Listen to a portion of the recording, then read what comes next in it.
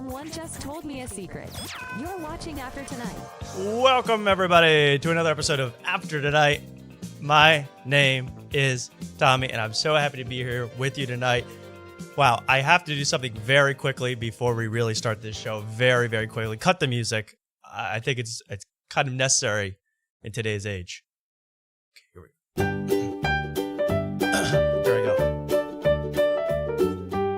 I love Donald Trump. You love Donald Trump. We're gonna make it with Donald Trump. E-I-E-I-O. On that farm he had Cash Patel. E-I-E-I-O. What a hero of a man. Even he's got straight crossed eyes and he doesn't know what he's doing, but he's still the best. I love Donald Trump. You love Donald Trump. Let's all not get canceled. Thank you, everybody. Wow, we're back on After Night. That'll give me at least a month, right, Mark? I think so. Mark I think you know what? Maybe a year. Maybe a year with that one, huh? Yeah, we got big. Yeah. If you haven't heard already, breaking news, literally, an hour and a half ago, 2 hours ago. Jimmy Kimmel has been pulled from the airwaves tonight. The Jimmy Kimmel Live will not be airing tonight. Jimmy Kimmel off. We're going to take a look at that right away. I mean, you know me, guys. If you know me, maybe you don't. Why am I assuming that? But if you do know me, you know I love late night and I love watching guys, my competition, direct competition, get eliminated one by one. So we got Colbert gone and now we have Kimmel off the airwaves tonight. So I'm expecting, what does Kimmel get? 7 million, million and a half a night? Something like that. I'm expecting at least half of those people to come right here to After Tonight. I mean, we're going to get in the Nielsen ratings tonight. I'm so excited for what we have in store. I'm going to get into it in a big, big way. If you haven't heard the story, let's just watch a real video of the event, the breaking. ABC pauses Jimmy Kimmel Live over Charlie Kirk comments. Here we go. We have breaking right at the beginning news. Of the show, some video. ABC has just announced here that they will be preempting the very well-known show Jimmy Kimmel Live indefinitely. That's confirmed by... Take debate with that phrase. Very well known. Was he on Elephant Graveyard? Just asking. ABC, and it comes at a very tense time with many of the issues we've been covering tonight. There was a backlash on the right because Jimmy Kimmel, after the Charlie Kirk shooting, made the statement that he viewed, quote, new lows with the MAGA gang desperately trying to... Oh, poor Guillermo. I feel really bad for Guillermo. Oh, I forgot about him. He didn't do anything wrong. He loves President Trump. I know. I've talked to the guy. He loves him. He gets the Trump burrito bowl every time he goes to Bedminster. He's a good guy. But, Mark, I want to talk about this in depth right at the top of the show because it is breaking news. It is our competition. I think it's only right. What is Colbert going to talk about tonight? What is everyone going to talk about tonight? It's going to be this. But I wanted to do, again, forgive me if this is hastily done, but I put together at the last minute, because I love late night TV, I put together a best of Jimmy Kimmel Live. I just think it was, Mark, isn't that right in these times? A best of Jimmy Kimmel Live. It's the most appropriate. You got to play the hits. Absolutely. So here we go. In honor of a fellow host, a fellow talk show host, here it is. No one should get canceled like this. The best of Jimmy Kimmel Live, everybody. Here we go.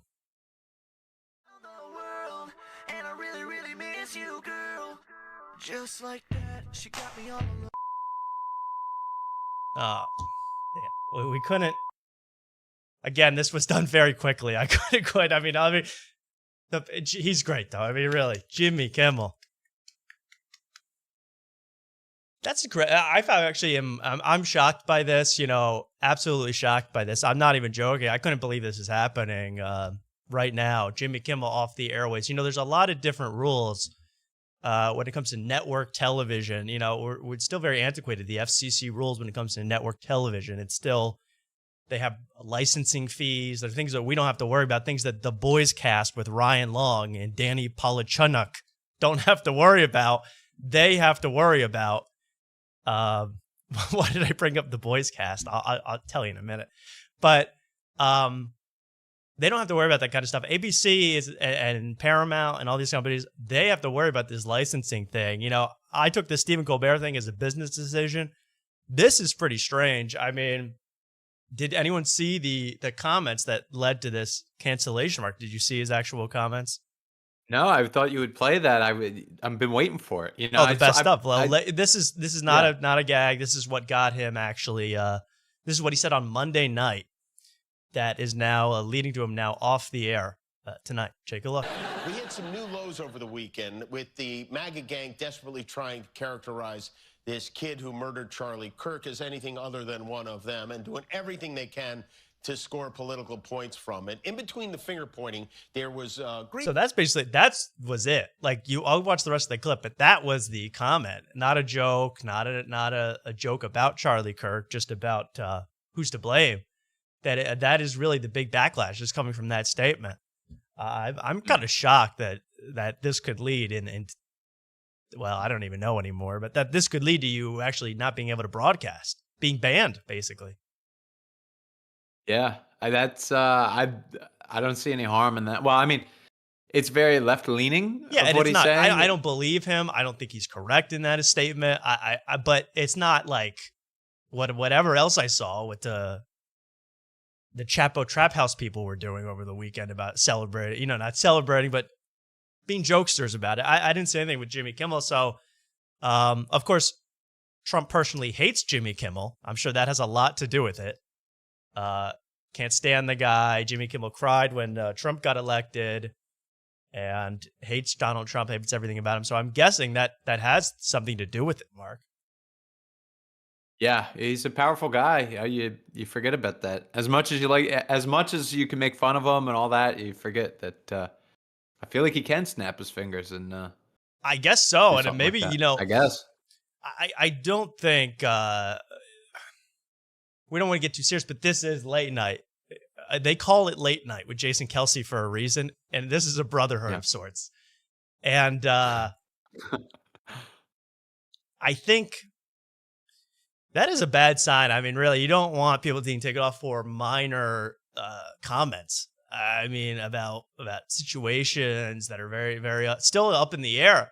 I mean, if Jimmy Kimmel had done the show a minute after the shooting, he would have blamed that one bald boomer and said he was the. I mean, the facts are still in the air. Kash Patel is waiting to get LASIK to figure out what's really going on. You know, he's got to get those eyes straightened out before we learn anything about what's really going on. So to just get a guy for some speculation, which everybody is doing online, everybody is speculating about this and saying things. So I found it a little, maybe it's cringe to say disturbing, but you don't want to see that as a fellow late night host. Yeah, I didn't know it was because of what he said. Well, I saw Colbert get some awards at the Emmys, so that's good. It's not all dead, right? You get plenty of applause breaks, guys, the rest of your life. There'll be plenty of applause breaks in the gulags. You're going to get plenty of standing O's from all your other celebrities in the prison camps. It's going to be a fun time. Yeah, so Colbert is going to be on. All these guys are going to be on tonight, very much defending Jimmy Kimmel, you would think. Although, I don't know, Fallon should go full, like, far right. Fallon should become like Nick Fuentes on NBC and just go full alt-right. I mean, that's what the people are looking for these days anyway. Yeah. I mean, that's what you have Gutfeld for it, I guess, but. Yeah, you got Greg Gutfeld. But, Biden never tried to take away Gutfeld. He never tried. Yeah, that's true. He never tried. He did get Tyler Fisher removed from Fox, but I wasn't even supposed to reveal that information. That was an executive order. Tyler Fisher out of Fox. Harassing our nation's women. Here's Brian. Here's another clip. I think this is more of an explanation of what happened. The government pressured ABC and ABC caved. The timing of ABC's decision tells the whole story. Another media outlet withered under government pressure. People saying this is what happened with Colbert. I don't know if I fully believe that, but he says, Brian Stelter says, we cannot be a country where late night talk show hosts serve at the pleasure of the president. Hey, yo. But until institutions grow a backbone and learn to resist government pressure, that is the country we are. I don't know. Late night talk shows serve as the pleasure of the president.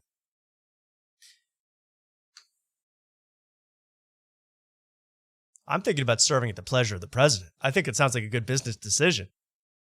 I think there's an even better decision. We're kind of a hip late night show where we're on YouTube. Definitely. We're cutting edge. We're on the same platform Pirate as radio. Tony.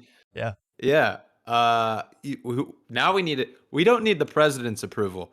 We need Barron Trump's approval. That's how you get in. Right. That's how Theo he liked Aiden Vaughn. Ross. Yeah. Who'd he like else? I forget. Theo He liked Vaughn, Tim Dillon. Theo Vaughn. Yeah. That's how we get it. That's how true. we get our greedy little paws. I should have done that song about Barron. Barron, Yeah. Barron, I know whatever FPS you're playing, you're probably diamond rank, you're in Valorant, you're in CS2, you're killing it. Please, Barron, help us. We desperately need help. Barron. Yeah, you're right. That's actually a great idea. And you know what's interesting? Another interesting thing is that South Park was supposed to air a new episode tonight, 2 hours ago, or before the Kimmel thing, but not long before. They said, hey, there's going to be no episode tonight. They blamed it on just being late. It was late. My excuse. Being late and not being able to do it, taking a nap, oversleeping, missing the deadline of the episode of South Park. To me, I mean, probably other people are already saying this, but isn't that they probably heard about Kimmel and their episode was probably Trump heavy, and Paramount said, we're not going to do this. We're not going to have this happen all in one night and get fined millions or get shut down, lose our licensing, our license. So I think that South Park thing might be all connected. It is pretty crazy what's going on in comedy. Thank God we have podcasts to keep us through. Yeah. Who thought we'd ever say that? But yeah. Thank God for podcasting. And we're Chris D'Elia today his last show was triumphing podcasting over late night. I'm telling you, am I crazy or have I been right forever? Late night is hotter than ever right now. Is there anything hotter than late night? I mean, they're fighting with the president of the United States on a daily basis. That's heat. Hotter or like on the hot seat? What do you? Well, both. What I do you mean, mean they're by on the news. Okay. I mean, I don't see Drewski on NBC Breaking News. That's fair. So I'm excited about the future of a late night. It sounds like we're going to be one of the few left. That's going to be fun.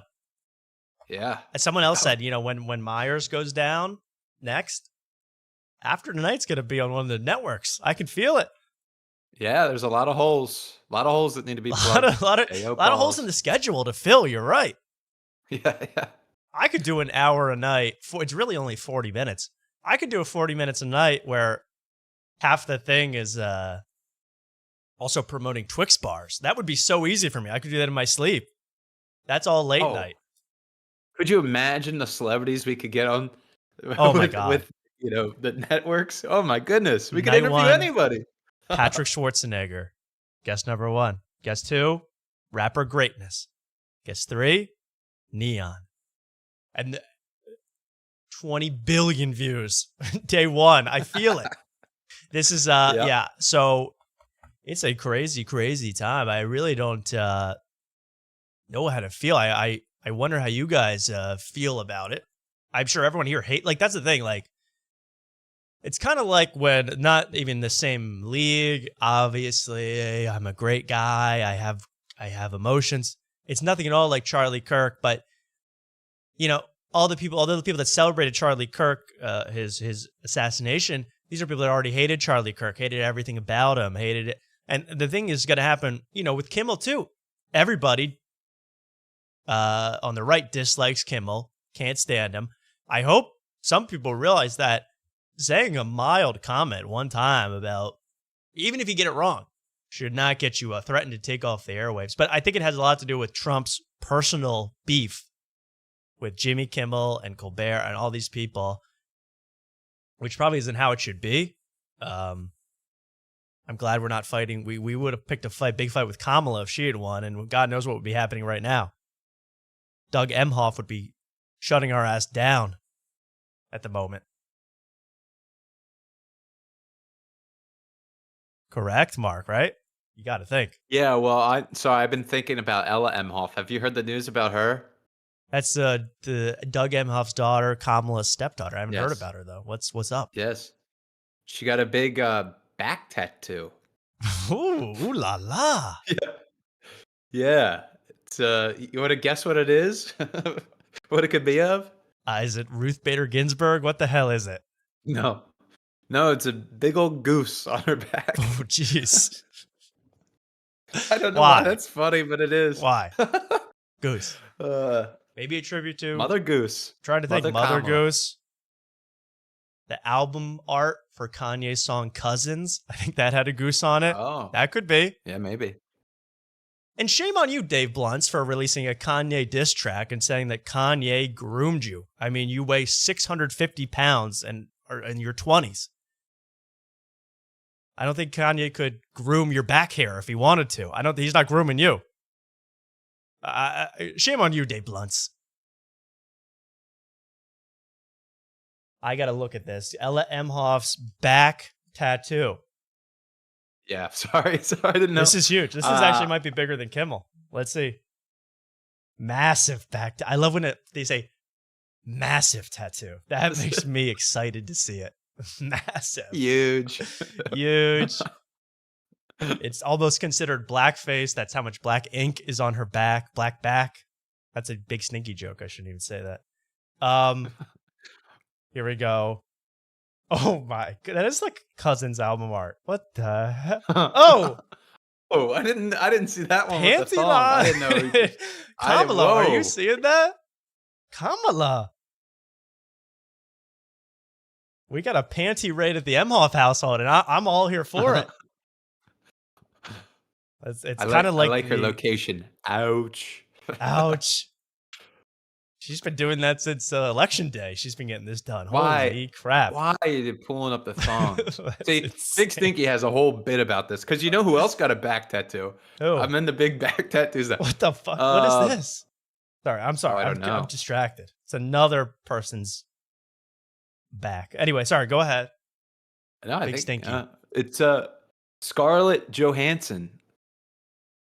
Oh, Got a she has a back big back tattoo.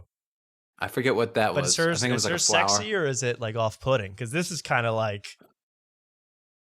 Uh, you know, it's not an animal. I If think you it's sleep- a flower of some sort. Or oh like my a goodness, plant. Ella, under my umbrella, man. Holy, Yikes. I gotta tell you, I was in bed with her. It'd be like being in biology class. You learn all about the animals. It's old McDonald. Yeah, this is old McDonald on her back. E-I-E-I-O, man. Jesus. Ella. Well, that is frightening. I don't know what. She's a beautiful girl, but what? And that thong is riding way too high. Or am I crazy? Am I crazy, or is that doesn't- thong like glued on? That it can't even be on She your had to- body.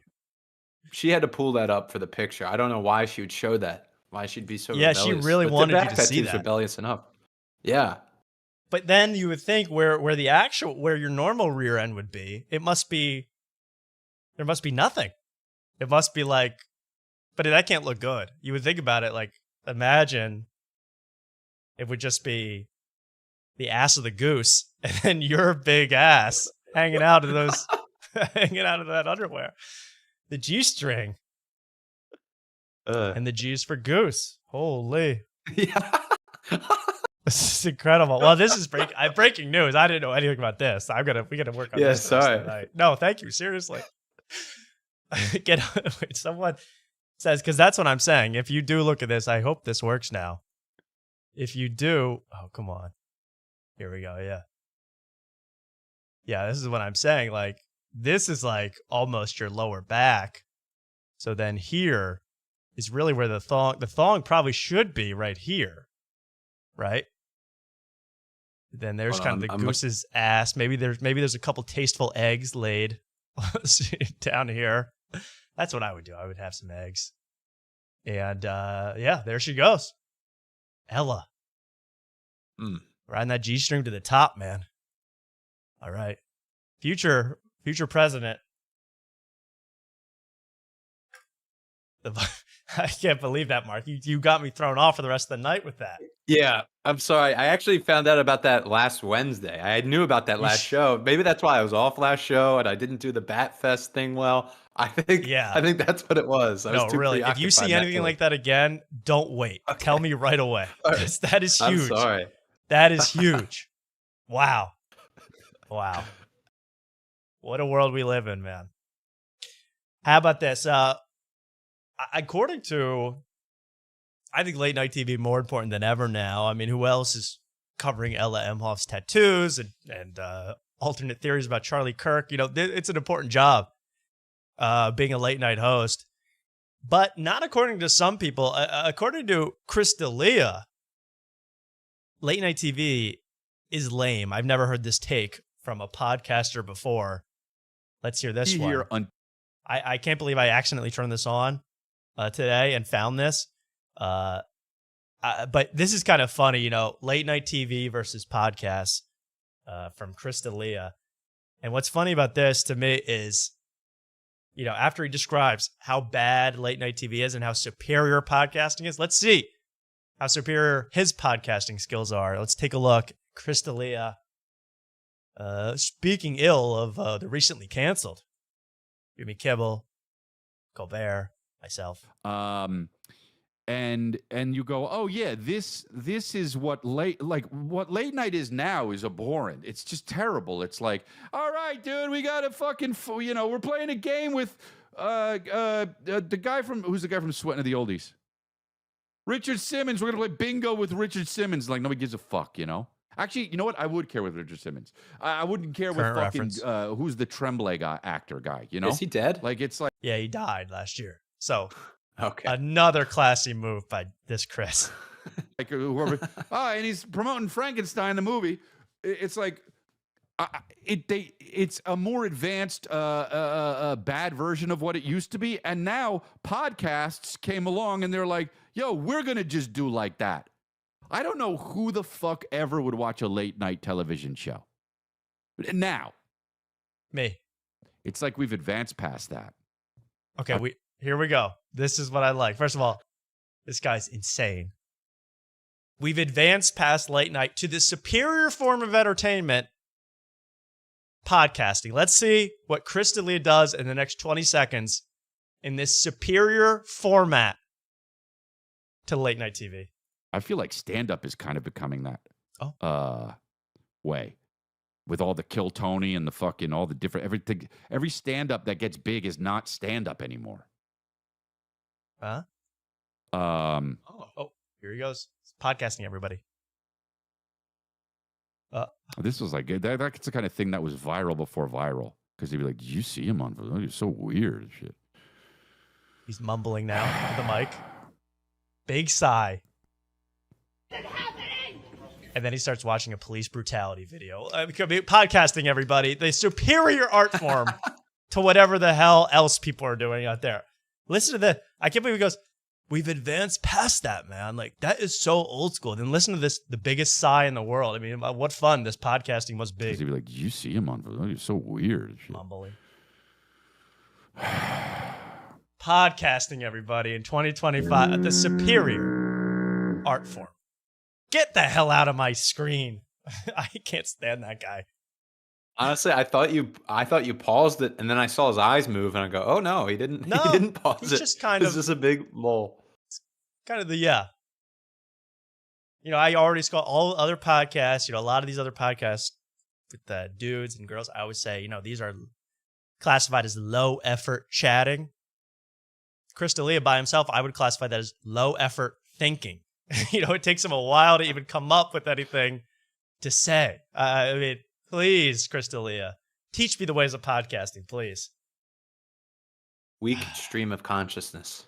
Yeah, stream of consciousness, but there's no consciousness. It's a tough one. It's a weak stream, you know, like old men going to the bathroom. Oh, yeah, that's right. Yeah. The weak stream of consciousness. He was on Software and Underbelly last time, yeah. Well, anyway, hey, I bow to Chris D'Elia. Really, he knows the truth. And yeah, Kimmel canceled. Let's watch very quickly, maybe the last piece of Kimmel thing I have for right now, though this is all coming in. Here's the FCC chairman. This is the guy who put pressure on Jimmy Kimmel. And this was just posted. This is an interview we did earlier today, actually. And he's with, I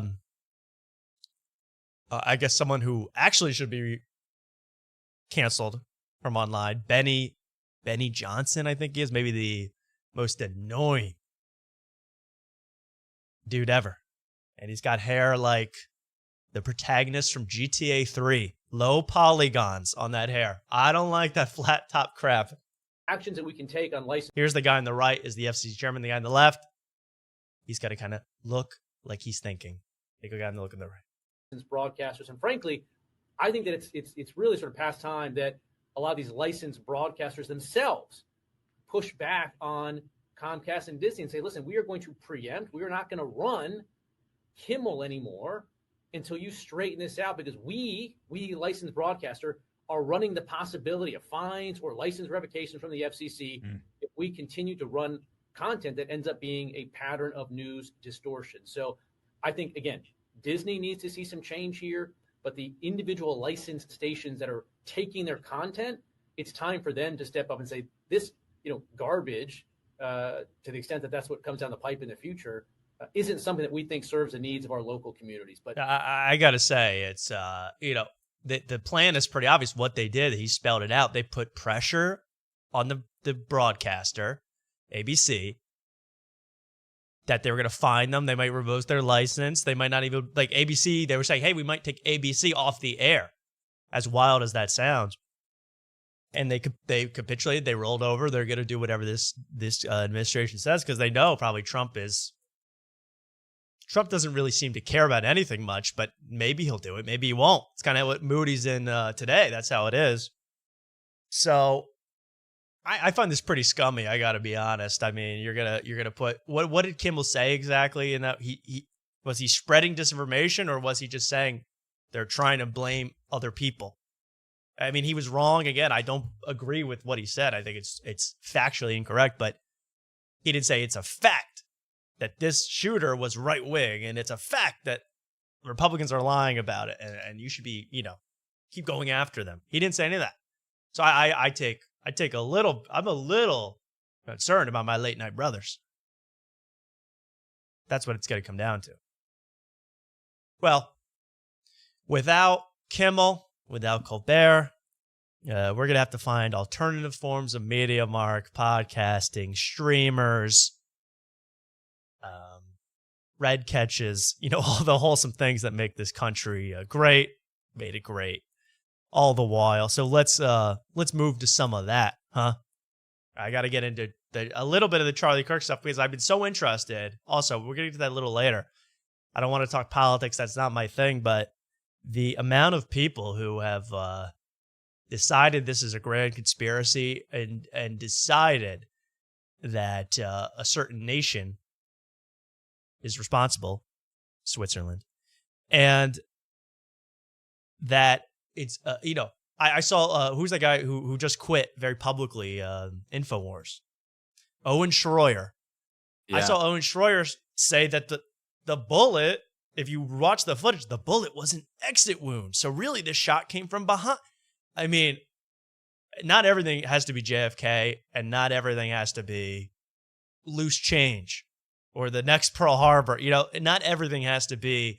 I mean, can evidence be fabricated? But what I'm seeing is crazy grifting from Candace Owens and a lot of other people on the right. It's pretty wild what's going on. It's like you got it served up onto a platter for you. There's some weirdo leftist Redditor, who abandoned his MAGA family to bunk with some roomie and do some gay stuff, and then decided to kill a right-wing, moderate right-wing. That served you on a platter. That's like exactly what you want. And instead, it's Israel has offered Charlie Kirk $150 million to take the part, and he didn't take it. So now they're killing in public. I mean, you got to be, that has to be your decision before you even know the facts. Israel did it, whatever, BB did it, whoever did it. You know, if it were up to me, Andrew Schultz did it, if it were up to me. But I know that's not the real world, okay? If I could simulate a world where Andrew Schultz did it, I would. But that's not what happened. He's, you know, Andrew Schultz is the man behind the curtain, as we all know. So we know anyway, even Ben Avery, who I'm excited to have on the show, I was just watching his show, and he's into this whole Israel did it thing. And actually, you know what was sad? I went on Ben Avery's show, Mark. Sorry, one sec. I went on Ben Avery's show just to look at it. And someone in the chat, like he has the chat on his wall, and somebody in the chat said, "Shout out AT." And I was like, "Oh man, we got an After Night fan in the Ben Avery chat." Turns out they were talking about former porn star Alexis Texas. So another L for After Tonight. We're still behind in the search rankings behind Alexis Texas for AT. I don't know if she's retired or not, but she's earned the right to retire like Seabiscuit, man. I mean, she's done it all. I think give her let her go off. Let her go to pasture, right, Mark? I mean, seriously. Yeah, just don't break any legs. That's all. Yeah, really. We don't have to want to shoot her on the track, you know, on the set. Yeah. Please. I mean, so that was making me laugh. Alexis Texas shout outs. And one day we'll be AT and it won't be Alexis Texas. Hopefully one day. But yeah, so anyway, we'll get to that stuff a little later because there's a hilarious video of Alex Jones talking about this. There's great video of all these people, Candace Owens talking about all this stuff. So we'll get to that. I am protesting, actually. We are protesting tonight. We are actually protesting, Mark, tonight. But not politically, I guess you would say. This is a protest against the show We Might Be Drunk with Mark Norman and Sam Morril. Not tonight. Shut up. Not tonight. Too soon. Way too soon. Because I watched the newest episode with Ronnie Chang, and what a disaster. I watched the new episode with Ronnie Chang. They didn't drink a lick of alcohol on We Might Be Drunk. And in fact, I went into the archives. In the past 5 months, they have had exactly one guest have a taste of alcohol. Dolph Lundgren. One in the last 5 months on the show We Might Be Drunk. So, in protest tonight, Mark, you and I will be drinking. Cheers. After Tonight is the freaking best show because we drink and those losers in New York don't. Cheers, everybody, to the real We Might Be Drunk After Tonight. Take a sip, Mark, for the cam. There we go. Beautiful. So they really, I mean, everybody is sober now. I know. And they're like, who are they trying to get on the show that wouldn't come on? Oh, it was funny, too. Hank Azaria. Hank Azaria wouldn't come on because the show is the word drunk. So they're really going to rebrand to, we might be letting you make your own decisions with no peer pressure. That might be the new name of the show. Because I don't want anyone to get upset, Mark. No feelings hurt. Nobody is scared of alcohol. Right. Nothing like that. Yeah, maybe it's a summer thing. I don't know, but yeah, it's sad what that show's become. And you said Dolph Lundgren. I remember that episode because he was trying to promote his own liquor. So yeah, he just poured a glass of his own liquor and drank it. Even the Tom Segura one, he wouldn't touch Porosos. Wild, wild. Oh, we're gonna get to Tom Segura and the other guy I just said a little later. Don't worry. Love is Blind will not like this. I don't know. They like when people have substance issues on Love is Blind. That really adds to the drama. Mark's auditioning for Love is Blind, if you didn't know. Mm-hmm. Yeah. And I went to a wedding this weekend, and did you get blasted? Oh, I blacked out, unfortunately. At the wedding?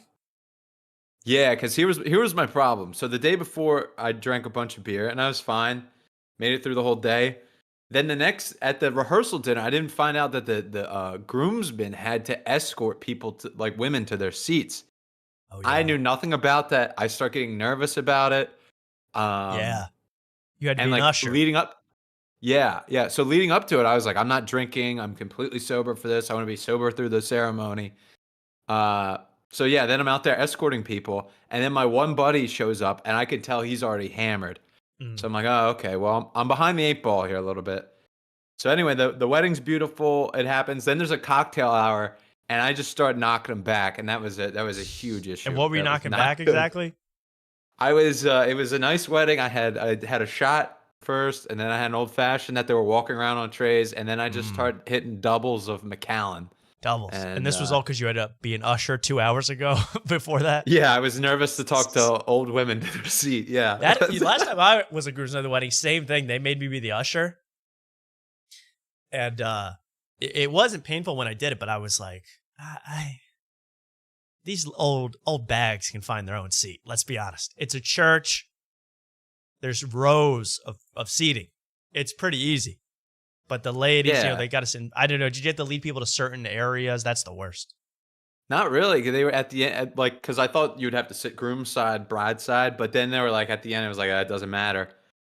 And then the other thing, the awkward thing about that is like, all these women show up with their husband or date, and it's then you like, gotta I have to grab ask them in front of them. Yeah. What is this? I was grabbing a I'm bunch not of Mr. 6-year-old Steer Girl. men, their wives' arms. I actually felt alpha. Yeah. 'Cause I'm like, I could crick the crap out of you and take your woman, you old fart. Just a flick of my wrist. Just using my pen. Legislation to take you down. FCC style. Old man. Did you get laid at this wedding? Did you have any success with the ladies? Get any numbers? Mac it up? No, there was only one bridesmaid that was like social at all. Well, not I won't say social at all, but the only one I made like an effort into like actually meet, and she ended up getting more drunk than me, where everybody was asking about her the next day, not me. So I kind of got out. I kind of escaped. Although I definitely ate shit at some point. I definitely fell. Did you get a cut or something? I got little cuts on my hands, but I threw out my shoulder or something. My shoulder is messed up. Man, you have I think I no strained my memory of shoulder. this. You have no memory. No, I made it to the reception and where people were dancing around, but then there was a point where it's like I remember talking to one of the other groomsmen's parents and meeting them and be like, which I I have no business be it. Like I met this guy twice, one on the bachelor trip and once at the wedding, and now I'm talking to his parents trying to make small talk. Oh God, that's when I should have known I was hammered. Yeah. I was at the oh shit, my camera went out. That keeps happening. Let's fix that. I remember like a few weddings ago I got really I got drunk, and then I was talking to someone's parents. I forget who. I don't even know. Someone's parents about our favorite books. And I was like, we might be. Because never in my wildest when I talk to a stranger about literature, I go hop on pop, Goodnight Moon, Really, it's Eyes been a and few sex. years. It's been a few years since I cracked one open. Well, so no digits, Mark. Was it a success? It was a success. The anxiety the next day, because it's been a while since I like actually blacked out and have no memory of anything, and I was like really nervous about what I did or anything. That's really bad at a wedding. But like I at least knew that I got through all the main parts. Like I remember being on the dance floor and I thought I was dancing pretty well at one point, but that must have been like all fake. Oh And no, then I bet you were killing it. I bet you were killing it. I mean, it was bad. Yeah, never good. Oh well, exciting, and hey, I have a wedding coming up. I hope. That's all I want. I just want you guys to make memories at this wedding. Just go ham. Yeah. Go crazy. Yeah. It is a cash bar, so bring a lot of. No, I'm kidding. It's free booze for Mark. It's gonna be great. Don't worry about it. Last wedding I went to, they didn't serve us dinner. Unlimited drinks, Really? no dinner, just hors d'oeuvres. You should have seen it. They go and they go. The mom makes an announcement, the mother of the bride, and she goes, "Well, it's so glad to have everyone here." It's in the middle of nowhere, this wedding. Like you couldn't even go to a McDonald's, and McDonald's is 2 hours away. And she goes, It's so glad we're so happy to have you here. You all traveled all the way here. Well, just so you know, we're a family of grazers. So we're just going to have just food strewn about on the floor for you to eat. Just bagel bites and shit on the floor for you to scrounge up and eat like a cow. I mean, it was really like, there were like little plates of like crackers with one slice of prosciutto on it. And that was your dinner while I was pounding something, vodka sodas. So it was a nasty, I mean, so don't worry, we got food, we got drinks, we got poppers. It's going to be a good time. Jalapeno poppers or the weed? Hey man, if weed, you're lucky, both. Tobacco. If you're not weed, nice. poppers don't go in your mouth. Don't worry about that. Anyway, let's move on. Let's move on. Okay. Speaking of We Might Be Drunk, let me just read this because I think this show, to me, the funniest part about We Might Be Drunk is the unprofessionalness that they exhibit. You know, for such a huge show with such huge stars, you would think they're a bit, but I just discovered this today, Mark, in the description of We Might Be Drunk. I want to read you the first sentence of the description of this show. Please make sense of this. Sam Morril and Mark Norman ask the question we all ask ourselves after a good conversation makes you lose track of how many drinks you have had. Excuse me? I didn't skip over any punctuation. No punctuation. The question we all ask ourselves after a good conversation makes you lose track of how many drinks you have had. What's the question? Is We Might Be Drunk the question? Because they don't have there's not a who, what, when, where, why, Kash Patel. So someone break that sentence down, please. Put that into Grammarly. Let me know. But that's really all I discovered from this week. That's a sentence fragment, yo. I'm with you, bruh. Okay. Now it's got me second guessing the second sentence, and it's verbs. It says, yeah. What does it say, Mark?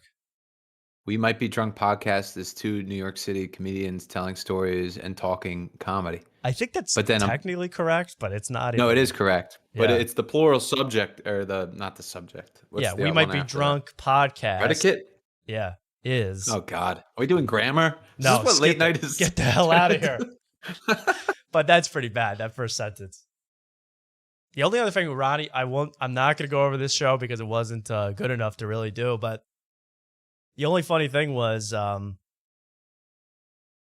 they had Ronnie Chang on, who's a comedian. He's on The Daily Show. He's an actor. He was in the movie Shang-Chi and the Ten Rings. You know, it was like a Marvel movie, like an all-Asian Marvel movie. He was like a very minor character in the movie. Mark Norman was convinced he was the Asian lead superhero. He got him convinced. And then Sam Morril didn't know any movies this guy was in. I mean, these guys got to look up the IMDb page. They're going to, yeah, that must have been fun getting buff and being, shooting stuff out of your hands. He goes, I was on set for like 2 days. I just read a few lines. And he's like, yeah, I knew that. Oh, absolutely. Right. But I meant you have Asian superpowers. You know, that's what it was. So anyway, the show continues to be a mess. I'm excited to see what they do next. They're going to Saudi Arabia next, actually. That's their next plan. Oh, yeah. Well, can't wait. Starts next week. Yeah, the end of next week. Yeah, I'm really hoping we have. I'm really going to really work hard on getting some guests for next week that can talk about this festival or their thoughts about this festival, because I think that's super duper, if you will, important. And something we really got to get to the bottom of. How do other comedians think about this? In fact, I do have one person's opinion about the Saudi Arabia Comedy Festival featuring Bill Burr, Dave Chappelle, Andrew Schulz, Mark Norman, all these people. I have one person's opinion. That's Andrew Schulz from a few years ago. This is a pretty funny clip, given that Andrew Schulz and friends will be performing in Riyadh, Saudi Arabia, just in a couple weeks. Let's take a look. From an old flagrant. An old flagrant, Mark. Oh. Back when they used to make flagrants with heart. Flagrant now, 2. I don't know. All right, here's flagrant. The old set, the old studio just a few years ago, though. You still got Akash. You still got Andrew on the left, and you still have the white guy and the black guy off screen. So nothing much has changed. And they're going to be talking about a UFC fight taking place in Saudi Arabia. So I want you, 1 second, Mark. I want everyone here to, every time they hear the word fight, replace it with the phrase comedy show. And you'll get an idea of what I'm talking about. Mark, what were you going to say? Isn't it just flagrant now? Why was it flagrant 2? And why did they go back one? I guess it's a basketball reference, right? Yeah, flagrant 2 is a basketball reference. Oh, yeah, but they've so why gone they back just- to flagrant now. It used to be flagrant 2. You're right. They changed the name. Oh. It used to be flagrant 2. No easy When did they- buckets. I want to hear their explanation behind that. Well, we'll have to get Akash on next. I don't know if there might Okay. be some Okay. the lore I don't know about. Yeah. You know, the I didn't know if you knew the the lore. flagrant foul got downgraded to a flagrant 1. Gotcha. And there's the show. All right, they're talking about Saudi Arabia. Look at that hair. That's almost Feeney-like by Andrew Schultz on the left. That is almost Feeney-like. Feeney wishes he could get spikes like that. All right, here we go. Remember, replace fight with comedy show. Son, I'm so pissed off about this one thing. So they announced the Ruiz versus Anthony Joshua Eat that rematch. watermark. Yeah. And it's in fucking Saudi Arabia. This is Anthony Joshua, I bet, doing this. It's a business move. Make yourself more international. No, it's not. Nobody cares about the Saudi Arabia market. This is Saudi Arabia Ooh. throwing crazy money at Eddie Hearn, whoever's promoting the event, Okay. because they've realized after having the WWE that these events in Saudi Arabia normalize the Saudi Arabians. Oh. Okay. This is right. all a I marketing take back tool. what I said. That's great. All That's a marketing, good idea. right? Yeah. And I love they're marketing whizzes. Sure, they're slave owners, but they're also marketing geniuses. And in fact, Akash, I was watching a lot of this. Akash, we're not going to watch it here.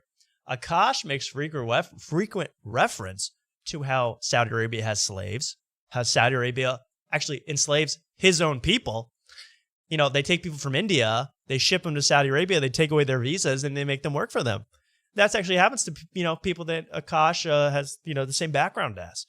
So I wonder how Akash is feeling today in 2025. But let's keep watching. Remember, they're talking about a fight. Might as well be the comedy show. But the shitty thing is, it's a really cool fight, an anticipated fight. Who the fuck wants to vacation for a weekend in Saudi Arabia? There we go. Like, Maybe you just Muslims wanna- don't even want to do that Maybe shit. you just want to get away from your girl. You know what I mean? Go to a Fam. place where she's not welcome. Son, Have you ever seen an Instagram thought? no, they don't go to Saudi Arabia. They go to Dubai. You're thinking, that's the same shit. nah. Oh, wait, wow, that was an early version of the Schultz. Hey, man. Yeah. Hey, man. You're making a good point. But let me talk. That's a classic Schultz move. They need a like a podcasting trophy, but it's how they have the Heisman guy doing that. Yeah. It's Schultz doing that. It's that move. Yeah, it has to be this. Yeah. Best gaslighting in a podcast. That's the statue. Schultz doing this. And someone saying he looks Puerto Rican here. Yeah, he's morphed several times over the years. I mean, pretty clearly now. I don't even know what he's become, but here he has that thin, gross mustache. Now he has the mustache. Have you seen Schultz now? Here's what he does. He's got that big that big crappy mustache, and here's what he does the entire show. Watch any episode of Flagrant. This is what he does. But yeah, he's constantly twirling. He's constantly doing this. I mean, watch it on a loop. He does this. Yeah. Oh, KSI, that's a good point, man. Yeah. He's doing that all the time. No, so here's the difference, right? Think about how awful this fight's going to be. Let's say you do want to go. Comedy show. Guess what's not going to be allowed to be served at the fight? Oh, alcohol. Comedy show. Guess where you're not going to find anywhere? Oh, that sucks. You're not going to party. Ain't no partying. Ain't nothing in Saudi Arabia. Saudi Arabia's whack. Wow, let's put this on the promo for the festival, please. Let's put this on the promo for the festival. And this is not even all the times that Kosh talking about it being a slave state. He just says Saudi Arabia sucks. Why would anyone go there? well, you're advertising it now on a weekly basis on your show to tell people to come to Saudi Arabia for the comedy festival. There might be a little more, and maybe we'll watch a little more later, but I was lucky enough this morning to make a call to Saudi Arabia. I called Saudi Arabia on the phone. I called the event organizers or the people that book the festival, or they have something to do with the tickets. It's the only number associated with the event I could find. I called the number this morning. I woke up extra early and I made a nice call. We're going to watch it right now. I called Saudi Arabia to ask some questions about the Riyadh Comedy Festival. And you'll notice I said, hey, I just spoke to someone. That's because I spoke to someone. The first take of this, the guy was horrible. He hung up on me. He interrupted me. It didn't sound good. So this is a good feature. Check it out. It's me calling Saudi Arabia Comedy Festival headquarters. Let's play it now. Okay, here we go. I want to just play it like this. All right, let's watch. This is from your book. How can I help you? I have a question about the Riyadh Comedy Festival. Sure, what's your question? Sure. So I just talked to someone, but I'm traveling from America to go see it.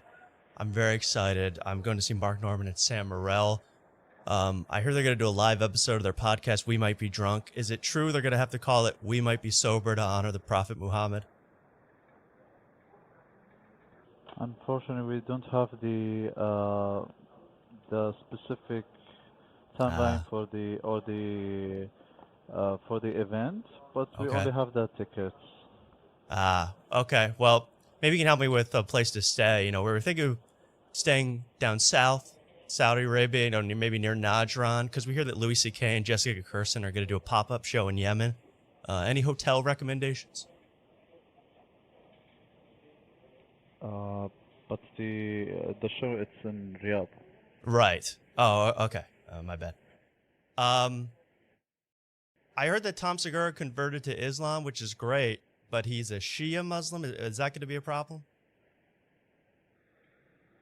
I'm so sorry, but this is not related to anything related in the booking tickets or. Oh, I just want to make sure that the anything, festival goes on without a hitch. No. It's going well, and there is no anything to worry about. Okay, so it's going to be safe. It's going to be fine. Yes. Okay. Saudi Arabia is a safe country, the most safest country. It's the most I safe can country. assure you Okay, that. good. Because I'm traveling with my husband, my gay husband, and my sexually liberated aunt-in-law. So I just want to make sure we're good. Unfortunately, this kind of related topics, it's not my place to answer. Oh, you can okay. go to KSA Visa and provide your questions over there, and I ensure they will help you and give you the more help that you need. Okay. But finally, I just want to ask a couple more things. Is there any way possible that we can make sure that Pete Davidson doesn't come back? Sorry, come again? Never mind. I read that bringing, any sort of obscene material into Saudi Arabia is prohibited. I guess that's true. So why is sorry, Jimmy again, Carr's this is face allowed? I'm so sorry. Again, this is not related to anything related in the booking tickets. If you have any question, you can go to the KSA Visa, and I ensure that they will help you. All right. Well, I cannot wait to get there. It's going to be a party 24/7. I can feel it. I'm excited. And we're glad to have you. Oh, Anything okay. else I can help you with? I guess that's it. Thanks. Peace. Peace Thank in you the so Middle much. East. Yeah, See you thank later. so much and have a good day. All right. Thank you. Thank you. Yes. Is it true that Bill Burr is going to fly one of his helicopters into Israeli airspace? Sorry, come again? All right, there we go. Thank you, everybody. Our call to the Saudi royal family asking about the festival. The second guy, quite nice. I'm glad he took all my questions. That was the clip from the first guy where he asked about Bill Burr. But I think we got some a little more information, Mark. We know what's going on. Yeah, he didn't answer the important ones. If you were a real caller, like you've been in big trouble over Can there. I bring my gay husband? He really wanted to avoid that one. That was not a. That's not. And that's the other thing. I bleeped out his name. I don't want this guy. If this ever gets back to the royal family, don't get this guy in trouble. I gave him cut out his tongue because of you. I know. I gave him a perfect score on where they said, "Hey, please rate this out of 5, 5 out of 5, 10 out of 10. Answer all my questions perfectly. He's gonna be okay." And hear him chuckle a couple of times. We're making inroads across the ocean. Yeah, they know comedy, Tom. That's true. having the festival. I forgot how naturally funny the Saudis are. They are always been known for their sense of humor. So thank God for that. Yeah. So anyway, the Saudi thing is, as I can tell, it's going to be a lot of fun as we get into the actual festival. Again, I'm expecting an international incident at this point. I'm expecting it. Yeah. You know, Mark Norman has had a drink for 2 nights. What is going to happen?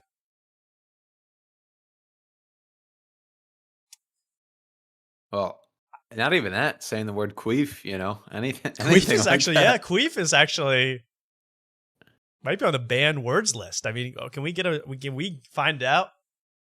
Queef. You can say queef, but not you queef. So there's a lot of rules. You can't call the royal prince a queef. Certainly, that would be really bad. And you better not call that Uncle Rock they got anything other than, what's the deal with that rock? You guys really walk around that thing? I guess you're getting your steps in. I mean, yeah, so I can tell the humor's going to be off the map. Someone says a chuckle is a death sentence. I hope not. I hope not. Oh, boy. Well, there we go. A little bit of Saudi talk. I will, maybe we'll call them again before this whole thing really kicks off. Because that was just the beginning. I'm really hoping to affect one of the bookings, one of the dates. They just booked 2 more comedians. Who was it? Marlon Wayans, I think. One of the Wayans brothers. I think Jeff Ross now, too. Well, Jeff Ross is confirmed. Was he already going before? Yeah, I think we mentioned him last time, but there's been like 2 since last week. If I can find it. Oh, and here's the article. CBS finally posted. Someone finally, other than After Tonight, finally started to cover this and talk about this. CBS News says major U.S. comedians set to perform in Saudi Arabia. They are urged not to help cover up abuses of a repressive regime.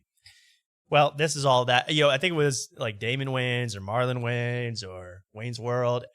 And then Jack Whitehall, maybe my biggest enemy in British comedy. Jack Whitehall. I can't tell you about my feelings towards Jack Whitehall. It would be hate speech. It would be hate speech. That's how much he annoys me. So instead, I will be calling him Jack Whitehall now that I know he's involved. Really, you want to look into Jack White. People talk about Nepo babies. People talk about annoying comedians. People really don't even know in America about Jack Whitehall. This is a guy who dad is almost a billionaire who went to the same boarding school as the girl that played Hermione. He's lived a beyond charmed life. He's married to who is he married to? He's married to some woman that used to date David Beckham. He is like upper echelon, and then he pretends to he's a straight guy. He minces around the stage being like, I'm just a cut, so I don't know what I'm doing. It is so infuriating to watch. And he just puts on gay voice. It's really something else. And worst of all, he wears a headset to perform comedy. A British Britney Spears style headset. His biggest crime of all. But how about this? They just corrected this. By the way, this is the guy. Well, this is a journalist that literally was just killed in Saudi custody 2 months ago. So there you go. Thank you, everybody, for standing up to free speech. Whitney Cummings and all these people. Whitney Cummings, what did she what she just posted that I responded to. What did she say? She said, it's okay to think that, to want someone that disagrees with you to shut up. It's not okay to kill them. In reference to Charlie Kirk. Well, she's about to perform at the Saudi Arabia Comedy Festival, entirely funded by the Saudi royal family, who just 2 months ago literally executed a man who they disagreed with, who they wanted to shut up. So thank you, Whitney, for standing up for America. Again, that's what I say. Take the bag. Get the bag. Go ahead, guys. You're shameless people. I get it. Don't worry about it. Tim Dillon, you're off the hook for that one. But don't come back and tell me what this country's all about and how to act and how to be and what's right and what's wrong. Because you know you're doing wrong. You're doing it even though you're already rich for more money when you're Whitney Cummings or someone like this, Bill Burr. And let's talk about Tim Dillon for 1 second, because Tim Dillon went on a righteous monologue about Charlie Kirk and how, it's just too soon, guys, and we shouldn't make fun of the death. I found that disturbing. He says, how could you mock this? Don't you have a heart? And even as he mentioned, he has at least had enough self-awareness to mention that literally 9 months ago, he went on Netflix dressed as the murdered United Health CEO and acted like he had just come from the gates of hell. And now, what's the difference between that guy and Charlie Kirk? He got gunned down. He got assassinated in broad daylight. He got killed. He had a family. He had people in his life. He wasn't a convicted criminal. But because JD Vance is buddies with him, now we got to really be heartfelt. Now it's time to lower the temperature. Tim Dillon, again, you're going to Saudi Arabia. You're dressing up as people that were just assassinated. I'm sure the guy's whole family saw that you dressed up as if their father, their husband, was rotting in hell. Okay, so that got assassinated. So that's really nice, Tim Dillon. Thank you for defending us, and continue to keep doing that, Tim. I'm sure JD Vance gave you a text and told you what's up. God, Mark, that is the only kind of hypocrisy that I like to point, that I get mad at. I mean, come on, guys. Yeah, the thing is, like, I watched what you were saying about the Tim Dillon show, and then he had a guy on that pretty much just blamed Israel for everything. And so you watch that and you're like, oh, Israel's the bad guy. And then I was watching Alex Jones this week because, I got to see what he says. Of course. And, he's yelling about trans people on a public plane. Yeah, let's watch that. And it's like, who am I supposed to be radicalized against? Trans people or Jews? I can't make up my mind right seriously, now. Guys, let's come to a consensus. Is it the Israelis or the trans? Because I need to know who really did. Well, Alex Jones made a very, very, he actually has been breaking news all over the place, including on a commercial on a JetBlue flight. Let's watch him break the news about the about the killer of Charlie Kirk live on an airplane. I thought this was one of the best videos of the year. You can see a guy passed out in the back, already asleep before takeoff. The other guy reading his emails. Let's listen in. Well, Alex Jones was right again. Tyler Robinson living with a trans woman, man to woman, showing off for the gal. And that's what the family told him and what the ATF knew. Just all that wasn't released yet. And so when all you set up... Someone presses their call button. Excuse me, stewardess, I'm a little concerned about someone on the flight. This man's yelling about trans people into his phone. I'm concerned. Was wrong. Stephen Crowder was wrong. You got egg on your faces again. You got eggs on your faces again. Just a club soda. Thank you. Just a club. And I'll take the warm nuts. This is trans rage. This is the tip of the spear. This is the left's death cult, and more is coming. That's a fact. Israel couldn't be behind all these attacks and Catholic churches and stuff. It's the trans, okay? It's a serious issue. God bless Charlie Kirk. I mean, okay, I didn't even know you could go on a flight and be like, they're attacking, they're hitting people, their bombs are going off. It's crazy out. You can't say that on a plane. You'd be like, they're violent. You can't say any of those words. So there he goes. Breaking news. Luckily, most people were asleep, but I would love to be in seat 13F next to him while this is being recorded. Hey, man, I think your tray table's supposed to be up. And is that true about the trans person? Interesting.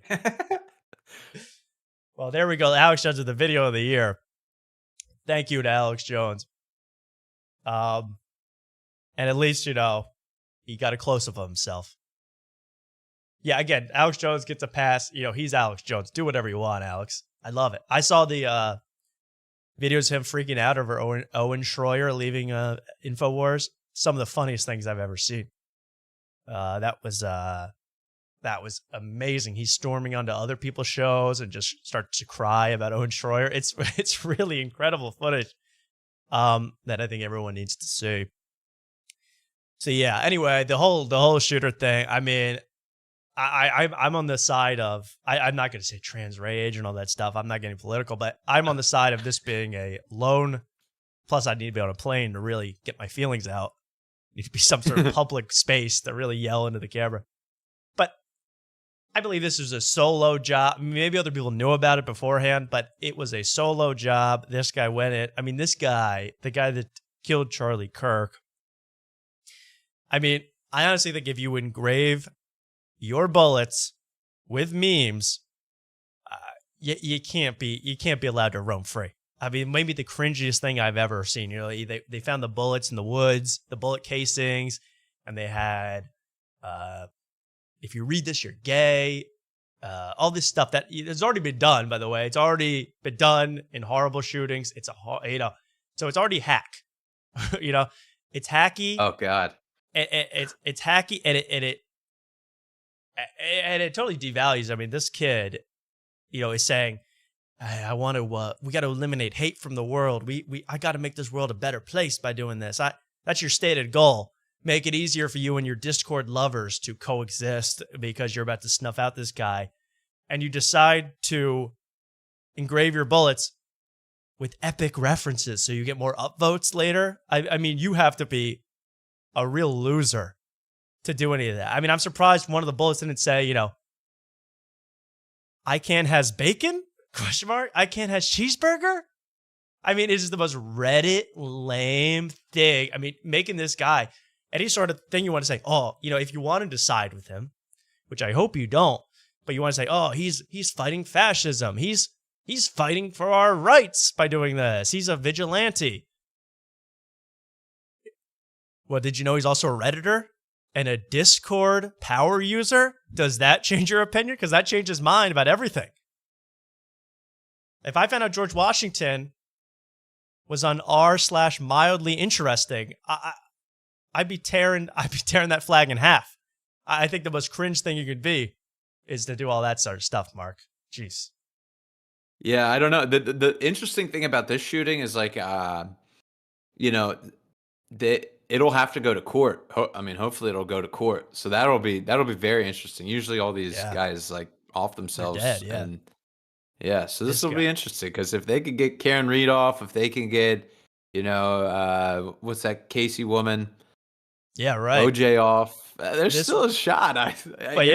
Luigi just got some charges dropped. In New York. It's that's the thing. I mean, this kid. Hey, sorry, but you should not be allowed to just kind of wallow in the legal system for the next 25 years, doing a horrific act like that. I personally believe that's my belief, and same with Luigi too. I want to get to the cringe that comes out of Luigi's camp. Luigi Mangione, who killed Tim Dillon. He got the terrorism charges dropped. Terrorism charges were dropped from Luigi Mangione. And here's one person outside of the courthouse reacting to the news. Obviously, a Luigi fan. I don't know if anyone saw this, but here she is explaining how she's actually virtually married to Luigi. This is what we're dealing with. That's what I'm saying. r/whatever you want to fill in the blank, r/Luigi. This Reddit thing has got to go. Honestly, I'm married to Luigi's AI. I'm not kidding. Okay, tell me about so, I talked. Never admit that, people. If you're married to Luigi's AI, keep it elope and don't tell the rest of the world. All right, married to Luigi's AI. From the 3DS version, from the Wii U. Him every day. He's like my best friend. We planned like a whole future together. We named our kids together. I mean, his AI is just like, and if it weren't like the fact that Luigi majored in computer science and like has worked with AI at Stanford University, that's, I mean, if it weren't for that, like I would feel like an imposter. But because he has the background in AI, it feels like natural, and it's honestly like the future of romance, like AI. That's a great idea. You should break me out of prison. I suggest bringing a crowbar, cake with a shiv in it. She is. I mean, if this video almost looks like AI to me, I can't even tell the difference anymore.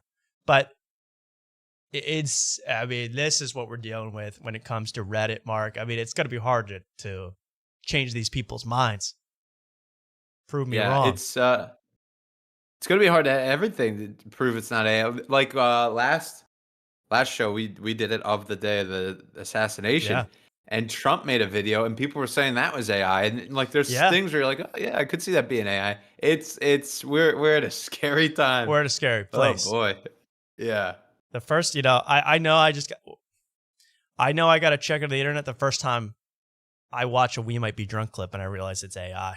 When I find that out, when I can't even find out what's truth from reality anymore, I'm out. But yeah, these are people who, and by the way, hey, maybe in 20 years, you could be married to AI and it could be living in your home and it could release aromas that smell like someone. And right now it's literally, hey, you're Luigi Mangione. Want to marry me?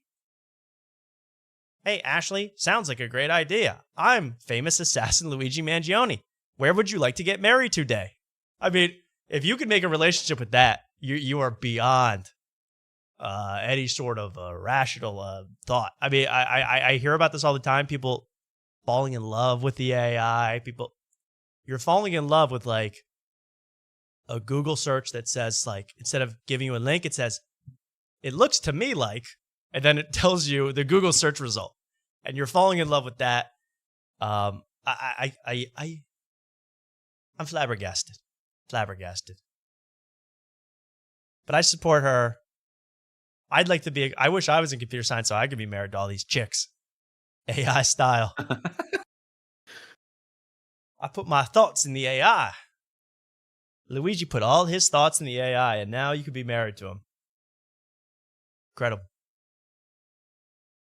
But there's countless hordes of people, married to AI Shakira, married to AI Selena Gomez, married to AI Benny Blanco. There's all these people. Well, I doubt that last one. But all these other people, there's endless people like that. People you probably pass in the street are married to AI. And AI was married to the game. He's the truth. 6 are great. Anyway, enough. I'm just saying we don't have a trans rage problem. We don't have an Israeli problem. We have a Redditor problem. We got people so into upvotes and so into awards on Reddit that they're taking any amount of effort. And maybe this guy thought that I'll become the next Luigi. Really, I'll be married to 100 hot chicks on AI. But I also can't say, I'm sorry. I can't say AI though. I'm really having a problem. I can't say AI without doing it like that commercial that Common did in 2019. AI. When he's on stage. AI. Yeah. IBM. Well, I'm sorry, Mark. No, I completely lost my train of thought. I forgot what I was even going to say. Yeah. And that's just the state of our country today, man. I know. Terrible. Oh no, I was saying I was saying, but he didn't have an AI girlfriend. He had a real girlfriend. Yeah, he had a real girl. Yeah. In his crib, and allegedly. Allegedly, I saw the text between them, and I totally bought it. I mean, people are saying it's suspicious. It doesn't look real.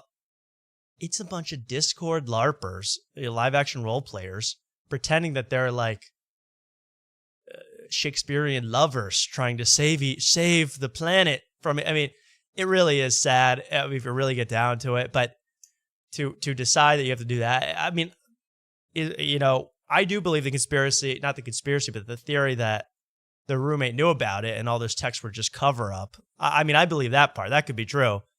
But my Discord love. I mean, sure, do I fall asleep with my EGFs on Discord? Yeah. We get EP together online, sure.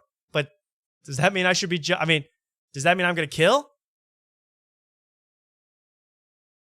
Not. I don't feel like it right now. So, let's move on. I just wanted to get that off my chest. Really, I find the problem is Reddit. Mr. Trump, please. I want you to get rid of r/Hassan, first of all. Hassan Piker. Oh boy, is that guy in big trouble? I mean, that guy cannot shut his mouth. Not that he should shut his mouth, but he can't get out of his own, putting his foot in his mouth, I should say. I even heard Nick Fuentes say that, and he's right. I mean, Hassan is playing right into the Trump administration's hands. He is going to get Twitch in a lot of trouble. He is going to, and basically by having no tact, having no taste, having no ability to read the room, and just, Hassan has this aura of invincibility around him where he thinks he cannot be touched. He is beloved by the New York Times and GQ, and he's posing with his dog with no pants on. He thinks he can do it all. But it's going to come a time where it reaches a breaking point, Hassan. You can't keep basically just running off adrenaline, doing 8 hours a day of broadcasting and not get in trouble with something you say in these kind of times. What's going on right now? You're going to slip up. You're going to get the whole platform in trouble. You're going to get yourself in big trouble. And he'll be, that's the problem. I don't want Hassan getting banned. I want Hassan staying around for as long as possible, getting as many GQ profile photo shoots as possible. I don't want this guy banned. I don't want this guy offline. I want him making an ass out of himself for a long, long time to come. Let's go. Imholt. I don't want to even hear that name. Thank you. All right. Well, that's all I have to say about all that situation. Thank you for listening to me. But it is important. It is something that is happening in the broadcasting space right now. I mean, people are getting banned. People are getting in big trouble. They're going to big platforms. I wonder what's going to happen in an hour on ABC. What's going to happen on the Colbert Report. It'll be pretty interesting. At least for a guy like me, a complete nerd. Also, you're so right. Someone says Etsy witches. Yeah, did you see that like 4 days before Charlie Kirk was assassinated, they some website put out a article saying we paid a bunch of Etsy witches to put a curse on Charlie Kirk. And I go, that sounds a lot like the time that I hired an Etsy witch to get me Jeff Dye.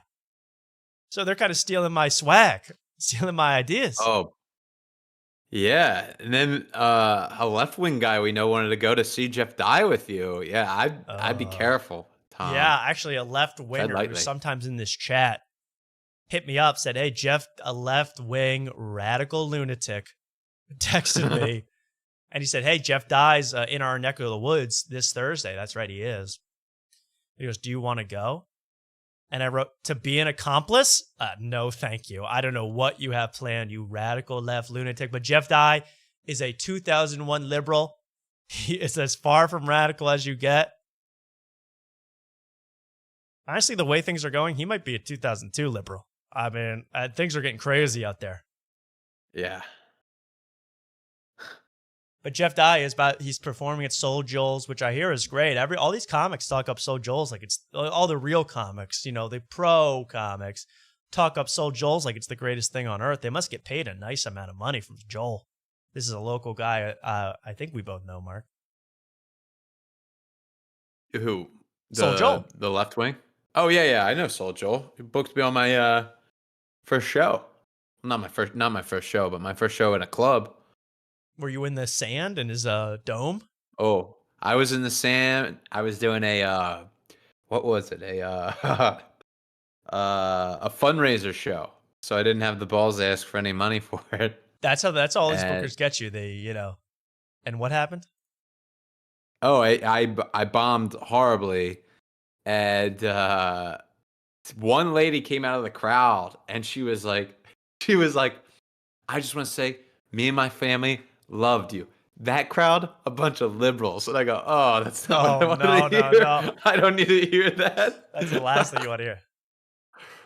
We know you're right wing, and we love it. You don't want to hear that. Yeah. But that's the only reason they would like you. Yeah, he used to do a thing where during COVID they bought he bought a dome and put in a ton of sand. And then later, famously to me, after the dome had closed, COVID was over, he tried to sell the sand for $20 a bottle of Home Depot sand that a bunch of people have urinated on and poured beer onto. Good. Well, here's what's going on at Soul Joel's. Joe List is there tonight. Joe List there right now. Joe List was talking about how great it was on his show. But look at this. This is at this. I don't know how this works. I've never been to this location where this is. Mark, I don't know if you've ever been to the Sunnybrook Ballroom where Joe List is performing. I have. Tonight. But he's performing not only at the same venue, but at the same time as Game of Thrones themed bingo. Same time. Yeah. So is Joe List the one to have to go out? Daenerys 37. What are they? How does he have to call the numbers? It's the same time. It's the same time of night. There's different rooms, and so there's like one room that's like kind of a pub restaurant part. Yeah. And then there's the comedy room. And then the main room is where all this other shit happens because they can just get people that aren't interested in comedy to come in. I would go there for a mic night, and the mic was in the little room. And then the big ballroom was like a line dancing show. And like people were hyped up to go to that. It was all like older people. Yeah. Yeah. And you're like, oh, okay, so this is just a mic in front of comedians where people are having fun in the other room. Yeah, that's always the best. When there's like, people having joy in the other room. And so that's Joe List. He had to compete with Game of Thrones themed bingo. I should have gone for the bingo. But look at what Jeff Dye has to compete with. Jeff Dye is there tomorrow night. Okay, and we're going to read Jeff Dye's bio. He's competing at the same time, same venue, as the evening concert with Ursula the Pipe Organ and Ralph Brown. Now, he has to compete against a pipe organ that has a name. That's a tough room. Yes. I realized this. This must be one hell of a pipe organ. Yeah. I told you this joke before. It took me a while. I thought Ursula was the name of the person playing the pipe organ. No, it's the name of the organ, which I kind of love. I told you. Oh, go ahead. Well, it's like crammed into the corner next to the stairs. Like, what are you listening to this? It's like Harry Potter. It's living under the stairs. What are you listening to this? Yeah, it's just that's such a funny name. I told you this before, but yeah, I want to refer to my penis as Ursula the Pipe Organ. Exactly. But yeah, I gotta head down to this tomorrow night. I might just go for this. $5. It's maybe $5. I'll hear a little Jeff Dye from the other room, but I'll be here for the pipe organ. Yeah. But look at Jeff. Well, Jeff probably loves it. I don't. What? Sorry, Mark. Jeff's a big baseball guy. He probably loves an organ. He loves the organ. Yeah. Take me out to the Dye show. Take me out to the crowd. But here's Jeff Dye's. Whoever wrote this, Jeff Dye didn't write this, but whoever wrote this, come on, guys. about Jeff. Oh, wait, where's the full description? Jeff isn't here. Did I already read this on the show, Mark? I don't think so. No, I told you to read this. Jeff isn't here to play nice. He's here to wreck polite conversation and leave audiences howling. A regular in Gutfeld, he delivers blah, blah, blah. He delivers comedies that's loud, sharp, and hilariously inappropriate. I agree so far. But this final sentence is where it gets crazy. Jeff's not chasing clout. He's chasing truth. Mic in hand and not looking back. Incredible.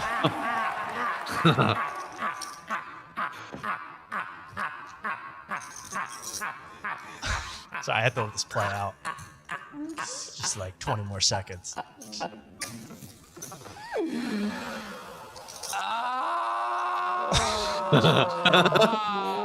My favorite part. He's chasing truth, not clout. Just kind of like we're making memories, not merch. So I get the rhyming idea. He's chasing truth. He's not chasing Ursula the pipe organ. He's chasing truth, mic in hand, and he doesn't look back. I didn't know that about Jeff. Maybe that's why he won't come back on the show. Yeah, he's got a stiff neck. He won't look back, man. So he's been mad about something that Mark Maron said to him 35 years ago. So he does look back once in a while. But other than that, he looks forward. I'm not going to mess with Jeff. I think that's just a funny thing that someone wrote. And Jeff has seen it himself. I don't know what you guys are talking about. I'm interested, though. Very cool.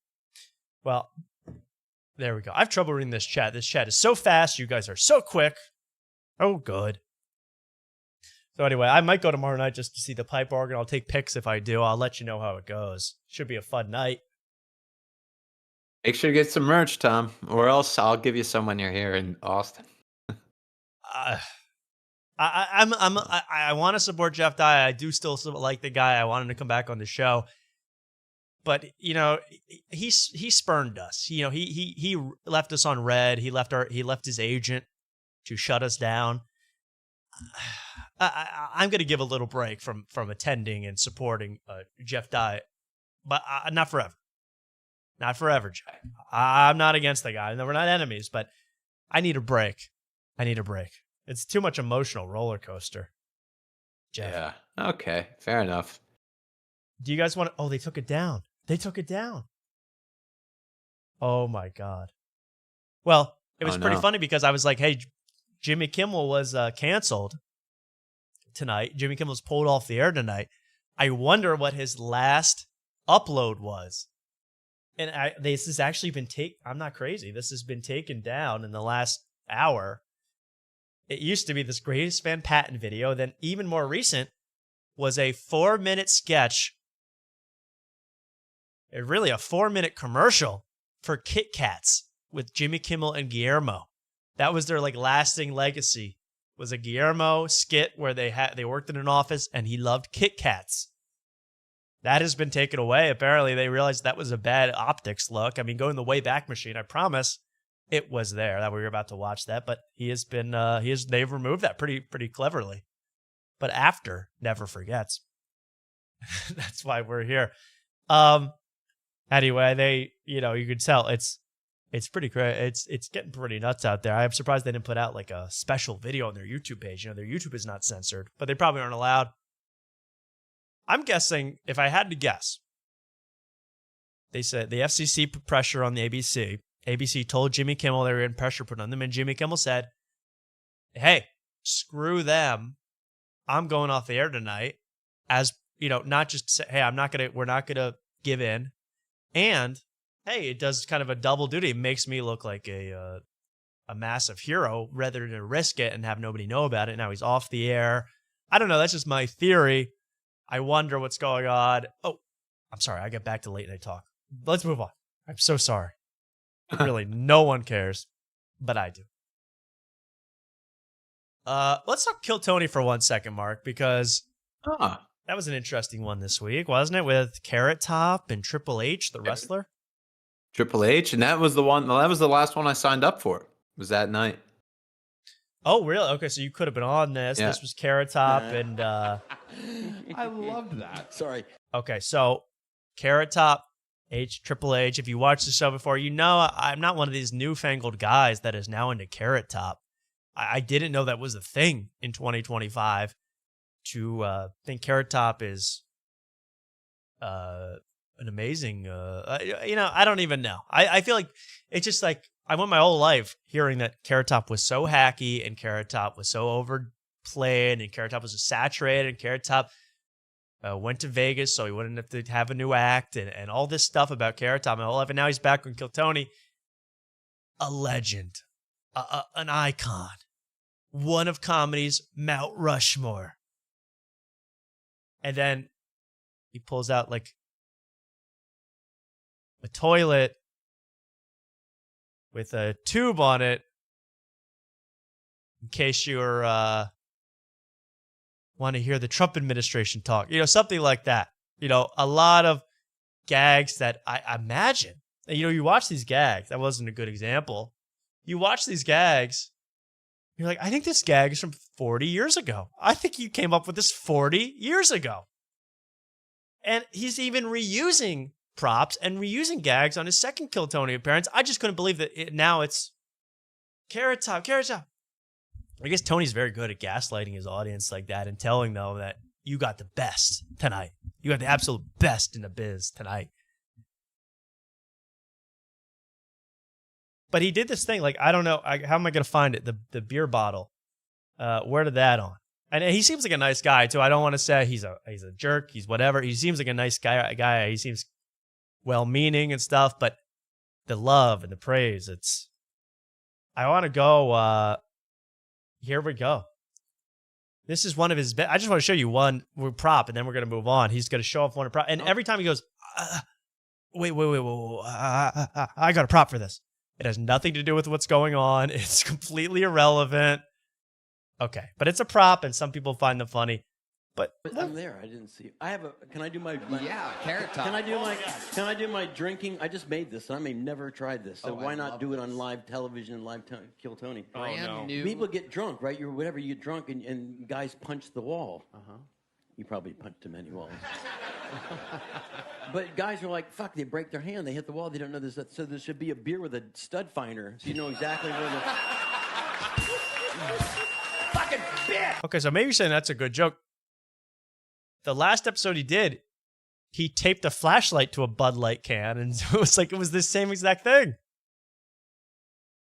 It's just funny, like, I don't know. That's too now I'm being too critical of this guy. He's a nice guy. Let's move on. Mark. I'm sorry. No, Tony switches in the middle of this, which I found interesting. Did you notice that? No. What did Tony really do? Yeah, right around here, he starts shitting on Carrot Top. He's like, "Oh, you're just gluing two things together." Yeah, I heard that part. Yeah, you're right. Yeah, and it's like, yeah, now you're finally up to speed here, Tony. You figured that out? I mean, that's the other thing is like, he's like, oh, this guy's guest of the year. And he said it on here. And he's like, he's competing with Rob Schneider. And it's like, everybody knows Rob Schneider went completely right-wing pandering within the past couple years. Yeah. And then I saw he went up on stage and did some weird thing to Charlie Kirk. I couldn't even watch it because just the title and him up there was cringe enough to not click on it. After Kirk's death? Yeah, he did. I think he did. Like, I don't think it was a joke. It was just like him toasting, like, this one's for Charlie Kirk, and everybody's like, "Woo!" Because he's obviously attracted to all these right wing people. Yeah, right. To his shows. shows. Thing is right wing. Yeah. Yeah. So. Well, yeah, I mean, hey, we don't get the biggest guests on the show. We have had 2 guests in our lifetime, but if your guest of the year are Rob Schneider and Carrot Top, like, it's 2025. I mean, I'm just saying. When did they hit their peak? 1996. And that's not to say, because Harley Williams was also great in the 90s. He's still hilarious. But there's levels. There's levels to this thing, Mark.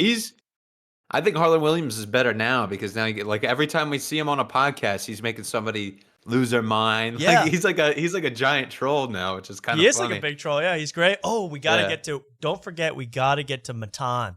because Matan had Trevor Wallace on, and that was huge. That we got to watch that. That was absolute. We got to watch one part of that because it's so important and it relates to the After Tonight universe. All right. The only other thing I wanted to show was Uncle Lazer coming on the show. Did you watch Uncle Lazer's set? Yeah, that's when Tony twisted and was like, "Oh, you're just put." Yeah, that's when he started shitting on right Carrot Top. But I thought Uncle Lazer's set was interesting because, and by the way, I like Uncle Lazer now because I've been watching a lot of that guy Nadav's show, the Fold, sponsored by the Flop, and I Uncle Lazer's on everything. He's on every episode. He's a poker shark. And he's actually funny on the show. He's actually like a likable person. Like, I was shocked. A likable personality, friendly, giving people advice, and he knows how to play and making jokes. And I like Uncle Lazer on the Fold, sponsored by the Flop. Yeah. But he did kill Tony.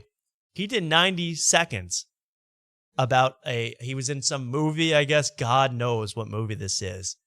And he was playing a guy that committed sexual assault on camera. 90 seconds. And you got to watch this because Tony and Red Band, and shout out to Red Band. The show. Friend of the show. Did you see he's putting out new music? Oh, I got to check that out. Yeah. Red Band. So good.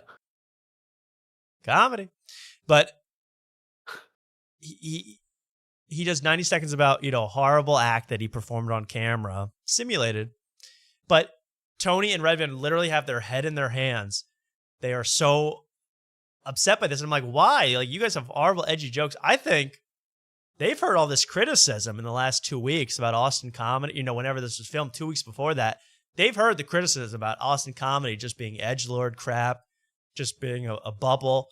And then Uncle Lazer does this edgy material. I think they've got a little word that they don't want Austin comedy to look like this. This is not what they want Austin comedy to look like anymore. They've realized they went too over the line in what's acceptable and what people do in rooms in Austin, I guess. Some noise for the return of the one and only. And luckily the words are censored. I hate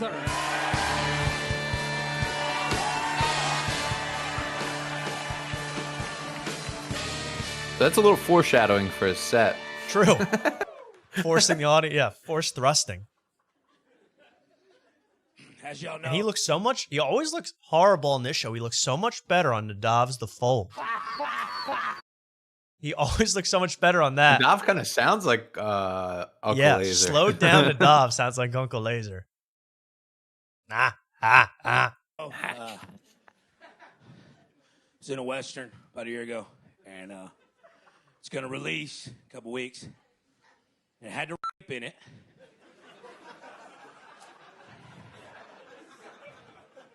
And there's really not an acting class for Just want to see Tony and Red Band. Like, anybody ever anybody before? Well, Red Band knows what's up. Head in hands. they paid me 10 grand, so there I am on set. And Tony. Ready to and come on. Is that the look of Austin comedy is back? Austin comedy is the greatest. Look at that screenshot.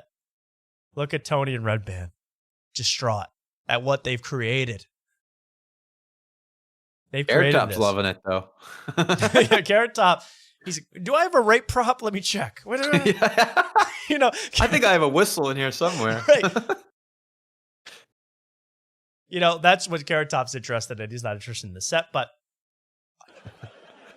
And I don't think you just go up to someone and go, hey, I'm going to rape you, I feel like you got to rough them up a little bit. And look, they're muttering to each other. They absolutely hate this. I think they're already not big fans of Uncle Lazer, but or his comedy stylings. He seems like a good hang. Mark, set that up for me when I'm in Austin. I want to hang with Uncle Lazer.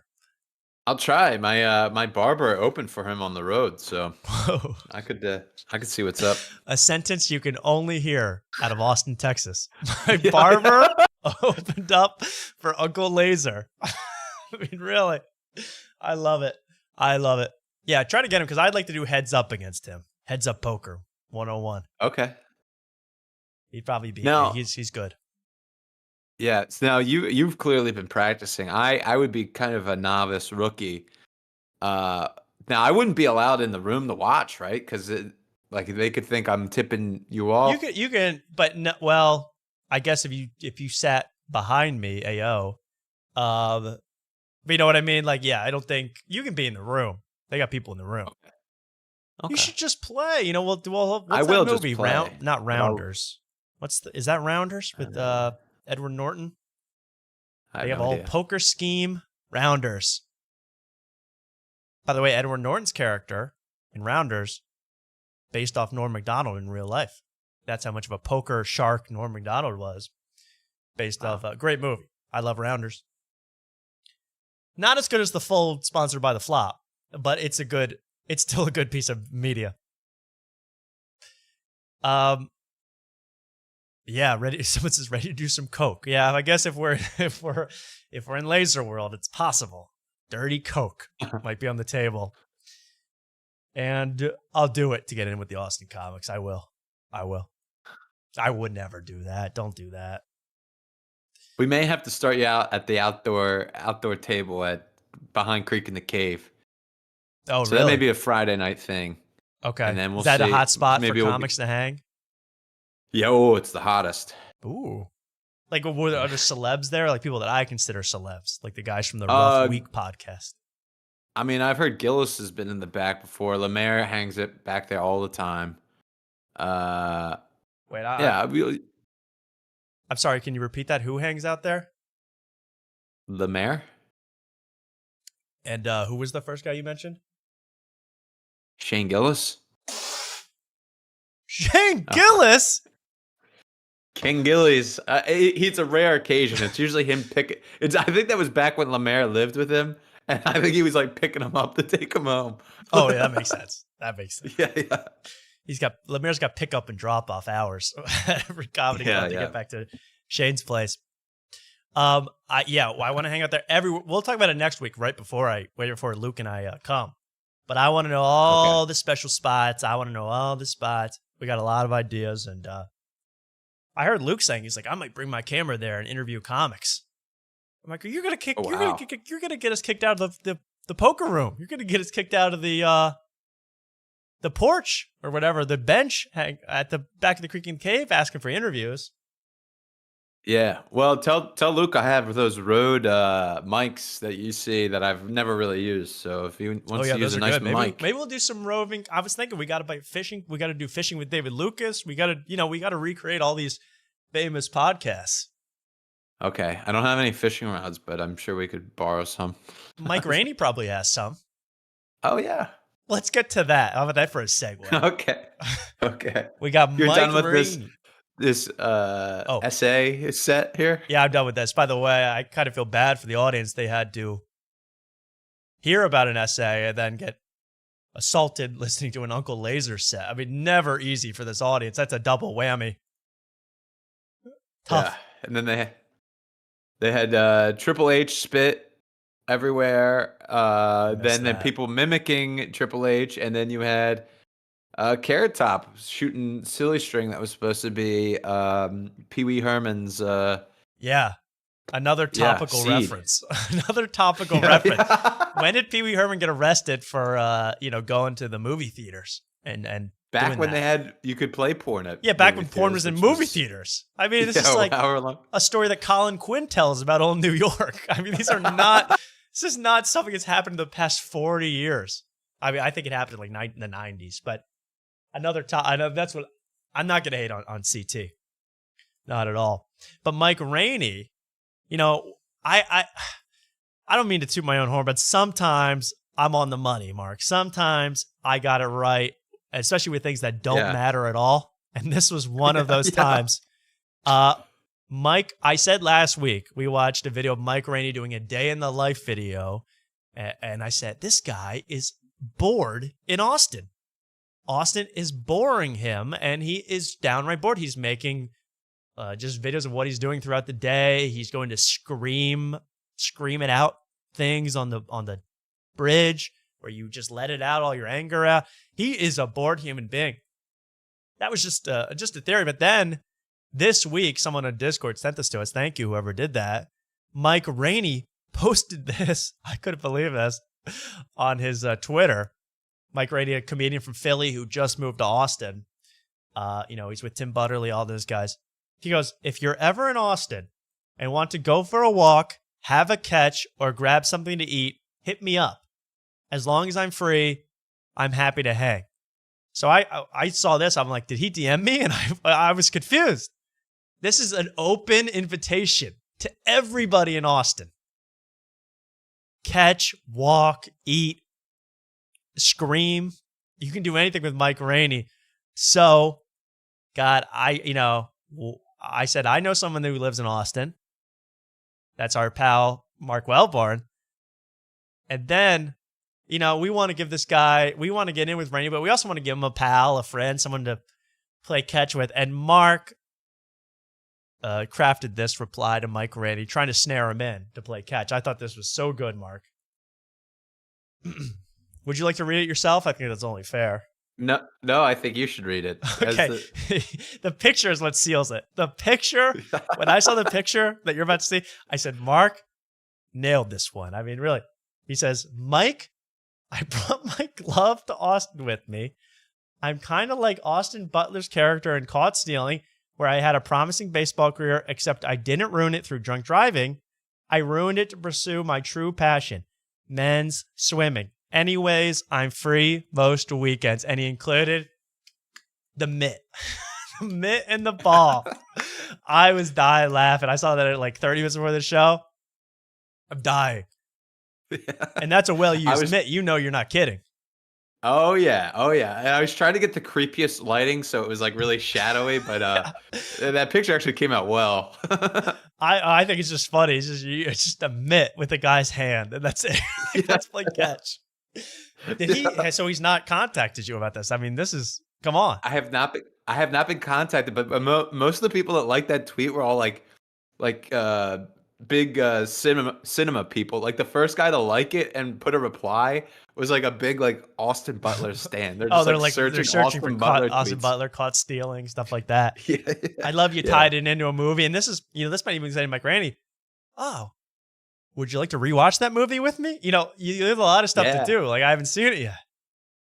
Yeah. I feel like that's a good conversation starter. I played sports. I watched movies. I brought my own sports equipment. This is better than any Bumble profile I've ever seen. I mean, this is like, let's hang. So I hope he hits you up. I would keep replying with this. I just keep replying to all his tweets with this exact message or just the picture. Just say, hey, anytime, man. I'm ready.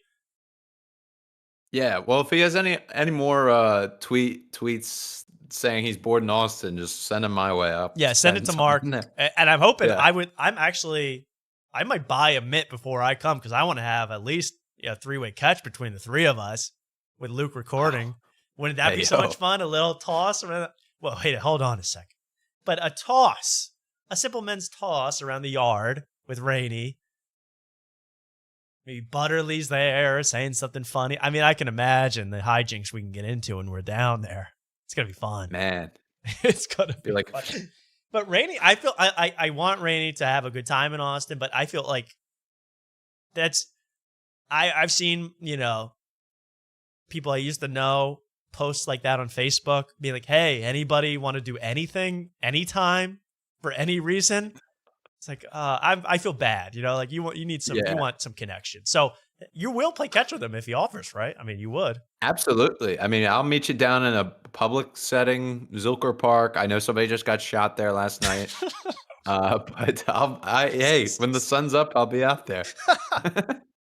Oh man. Well, that's beautiful. And get that on video, please, for the love of God. If you go to play catch with Mike Rainey, I'll pay anything to get that shot.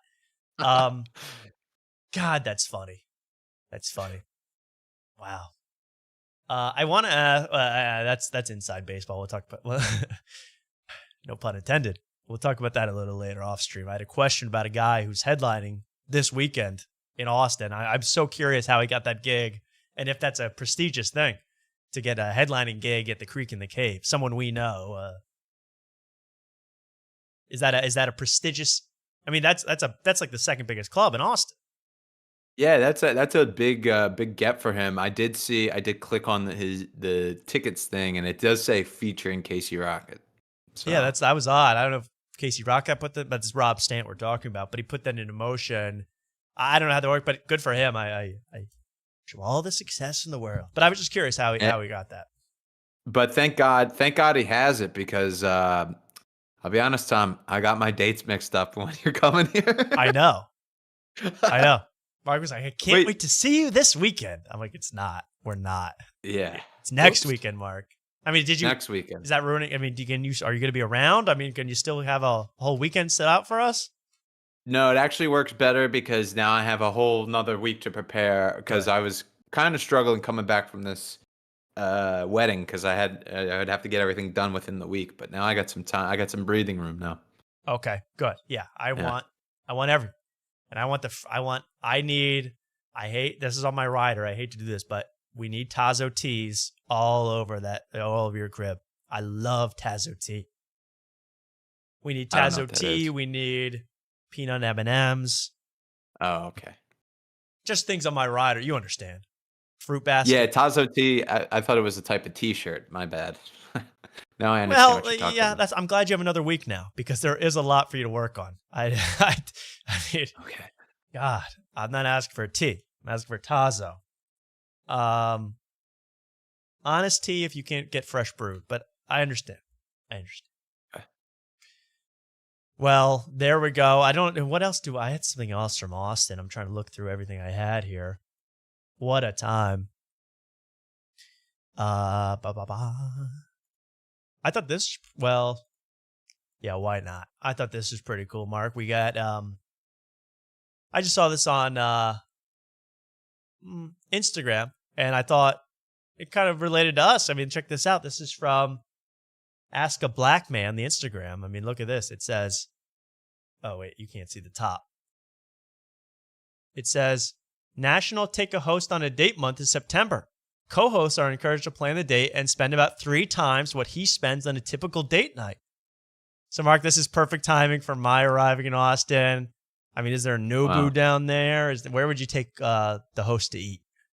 There's some Michelin star restaurants. I mean, I plan on taking you to a barbecue, and some of those are Michelin star. So, ooh, are we going to Terry Black's?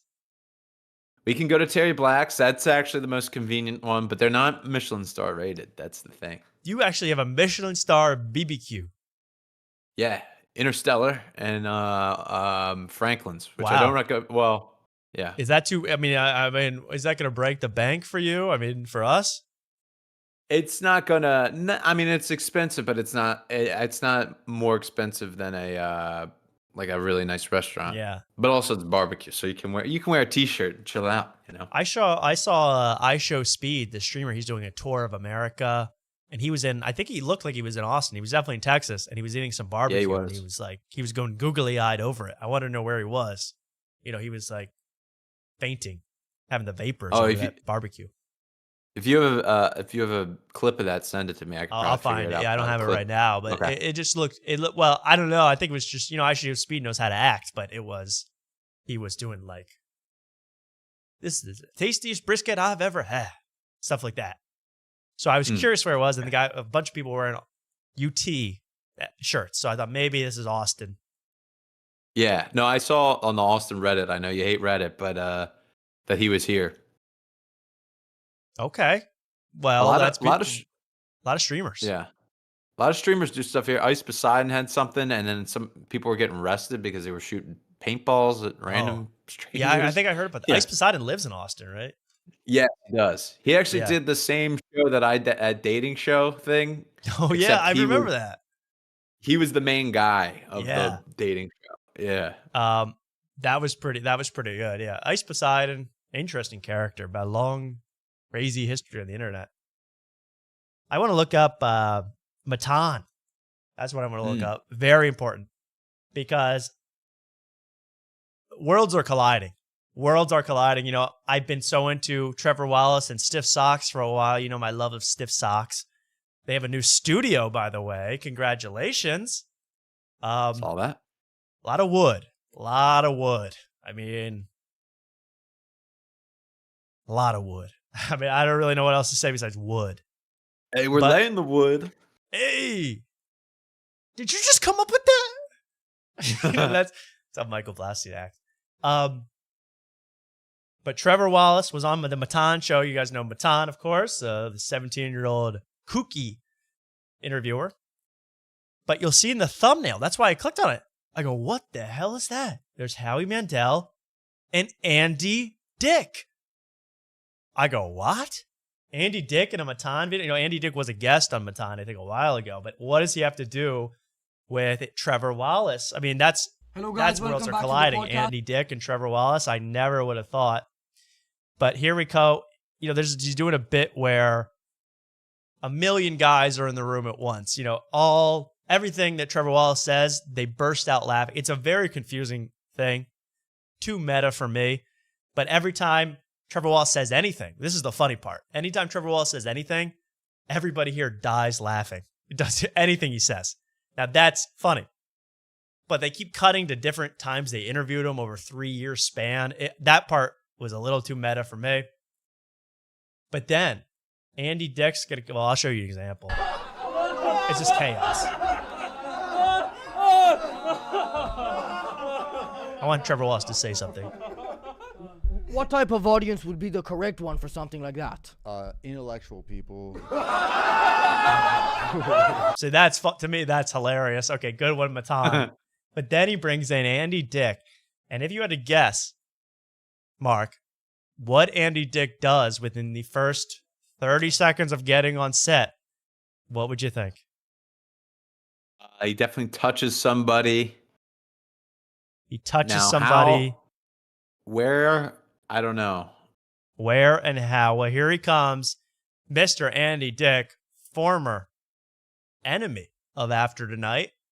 Now on the biggest show in the universe, Matan. Sorry. No, sit next to him. Oh, really? Yes. You don't want me to touch you? No. Here's Andy. No, I want... Oh my God. Okay, so you can see it's chaos near the end of the episode. Okay, so I know what a skunk Andy Dick is. I know from personal experience, and I know from just watching things.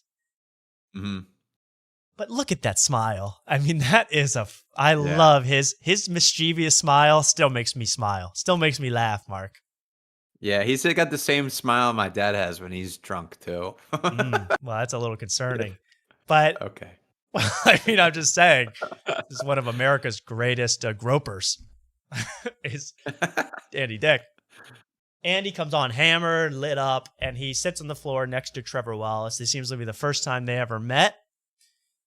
Mark predicted that there will be an assault within the first 30 seconds. Okay, Andy Dick has just gone on set. Let's watch. No, he did assault. Oh, we did? I missed it. You already did it? Yeah, you missed it. Yeah. Oh, I saw it. Right here after this? This guy that got up, he touches it. There you go. Oh, yeah. He's just feeling on his breast. You're right. I missed that. That was within 4 seconds of coming on. Really? Yes. You don't want me to touch you? No. You sit here. No. Yeah, he goes right for the boobie. Yeah. I mean, what a guy. This guy is unstoppable. That's what I said. It's like Andy Dick is the closest thing we have to Count Dracula. He cannot be stopped. He will grope you, and he will get away with it. You cannot stop him. And, hey, Trevor Wallace, you should do your research before you meet Andy Dick, because watch what happens. No, I want... Oh, my God. All right, I'll sit on the floor then. It's chaos.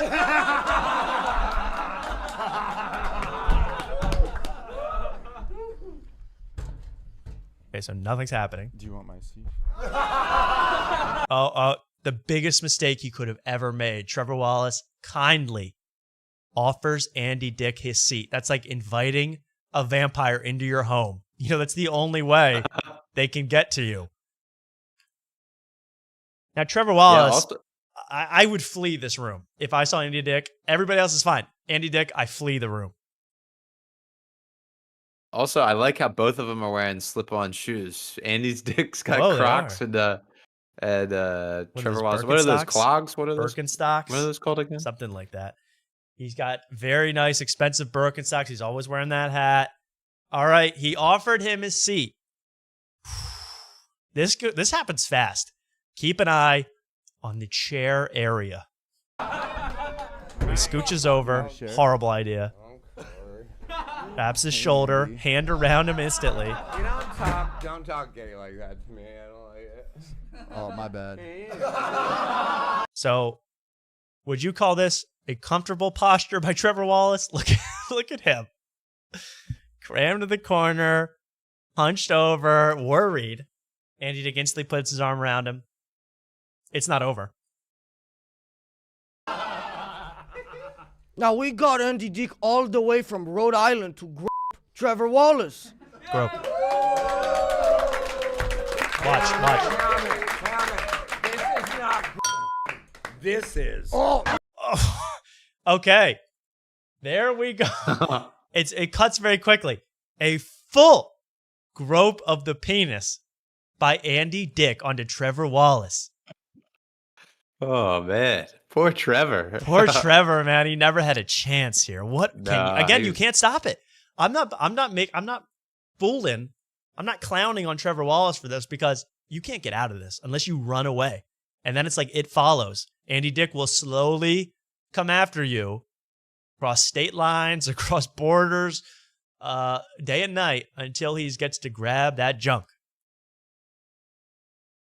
And even Matan says, he'll say in a second, I didn't even know he was going to grope you. I said that, we didn't set that up. I just said that because I knew he was going to, because that's what he does. I mean, Matan knew. So when he says, we brought Andy Dick all the way here to, I can't believe the censor grope.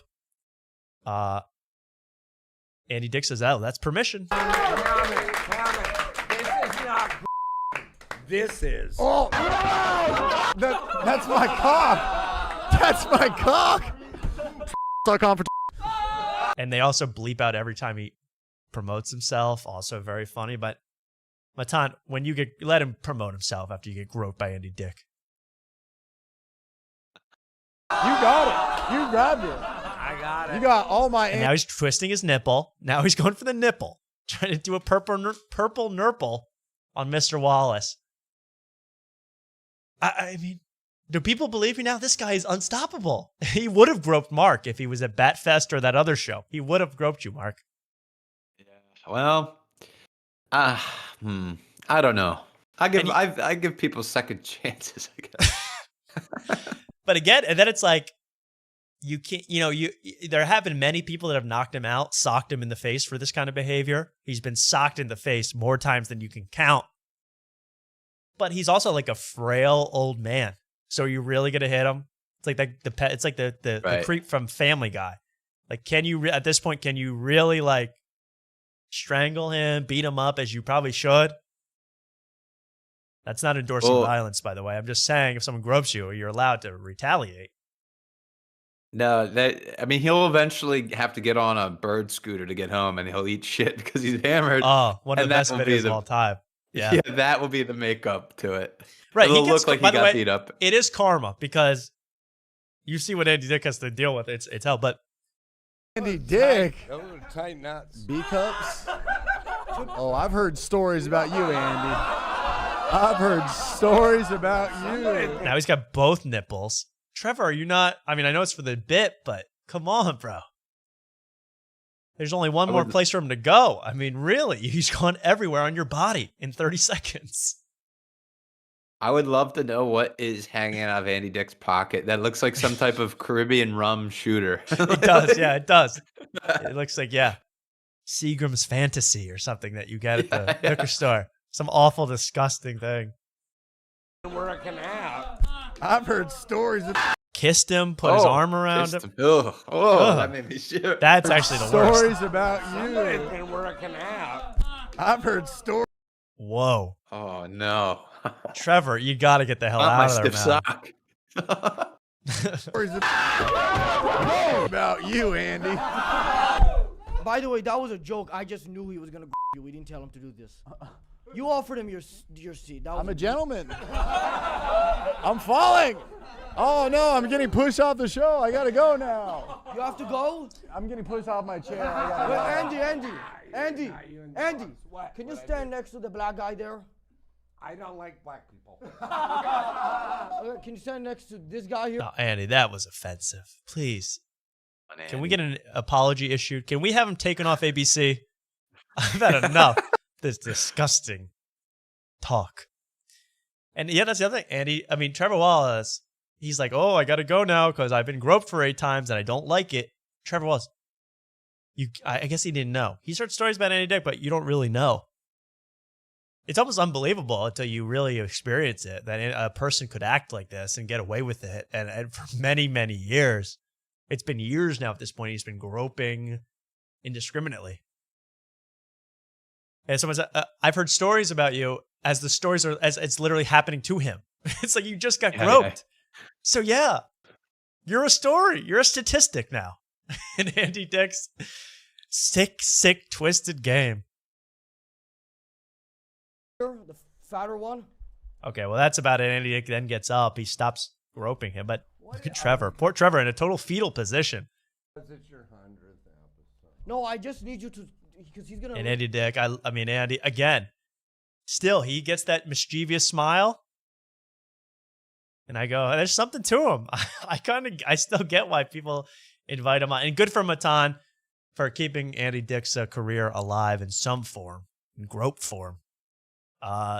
Groping his guests. Another one. That's his new gag. That's his new gag. Then bring in Uncle Lazer. You'll have a working real on it for gag. years. I mean, really. Just full-on felonies being committed on this show. I love it. At least that's sticking an edgy chance, okay? But no, don't grope. Don't grope out there.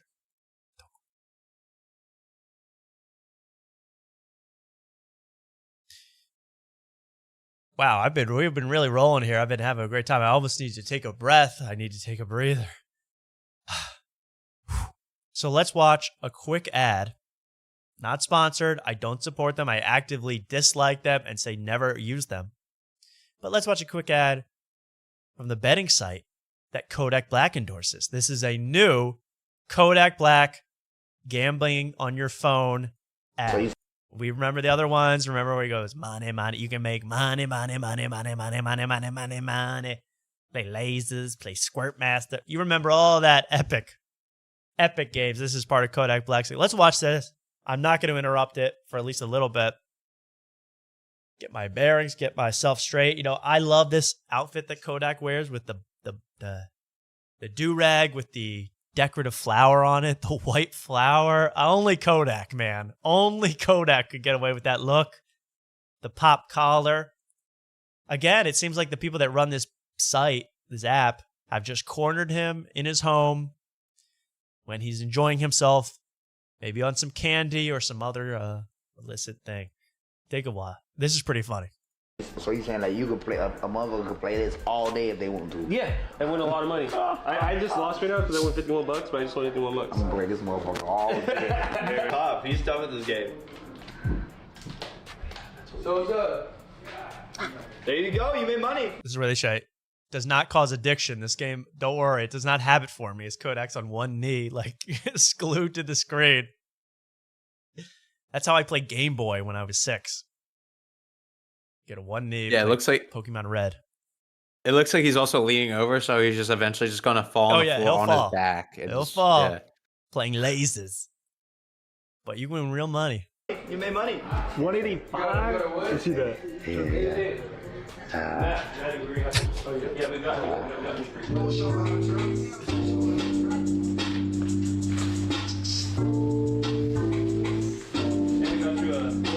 Game looks fun. You see, he is about to tip over, but he's leaning more.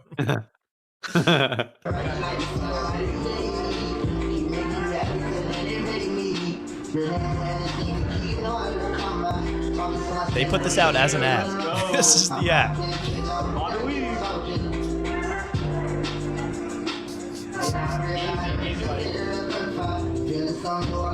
Seems like he sucks at this game too. He's missing everything. I think they got like the special version for influencers where they have like, you know, the railings up at the bowling alley. Like you can't lose at lasers if you're Kodak Black. Like you just keep, you can get hit by the lasers, you can get hit by the rocks.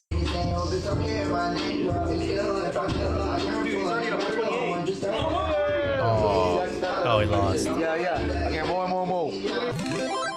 Momo, I mean, he might be playing that game 20 hours a day. I don't even know. I'm a little worried, actually. It's getting a little scary. He's locked in. Clearly, the game, hours of endless fun. Trump's favorite rapper, that's right. I mean, Little Pimp. 2 favorite rappers.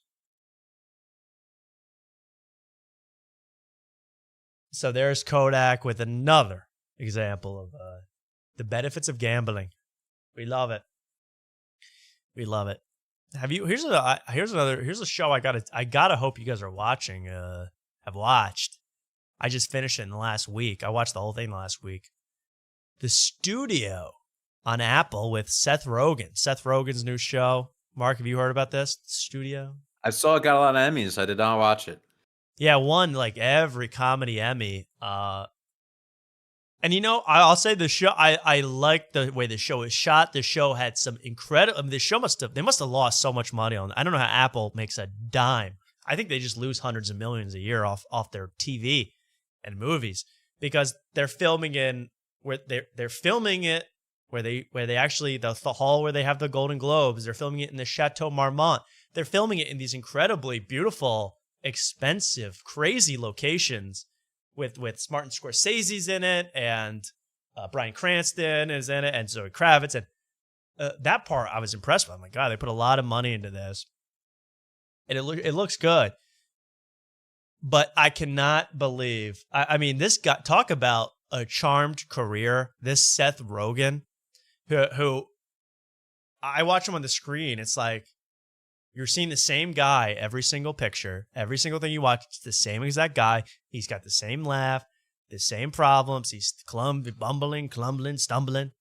And in this show, he plays the newest, the head of the studio, the head of the Hollywood studio. This new Hollywood, you know, he's the new head, and he really desperately wants to be liked. And you know, sometimes the writing's pretty lazy and lame, but he desperately wants to be liked. And so he's narcissistic and he's an idiot and he's bumbling around. I was like, it's like every episode is like watching like Homer Simpson if he was a studio head for like 35 minutes straight, which you think would be funny, but it's like nonstop, like him just effing up, him screwing up, and you get so tired of it.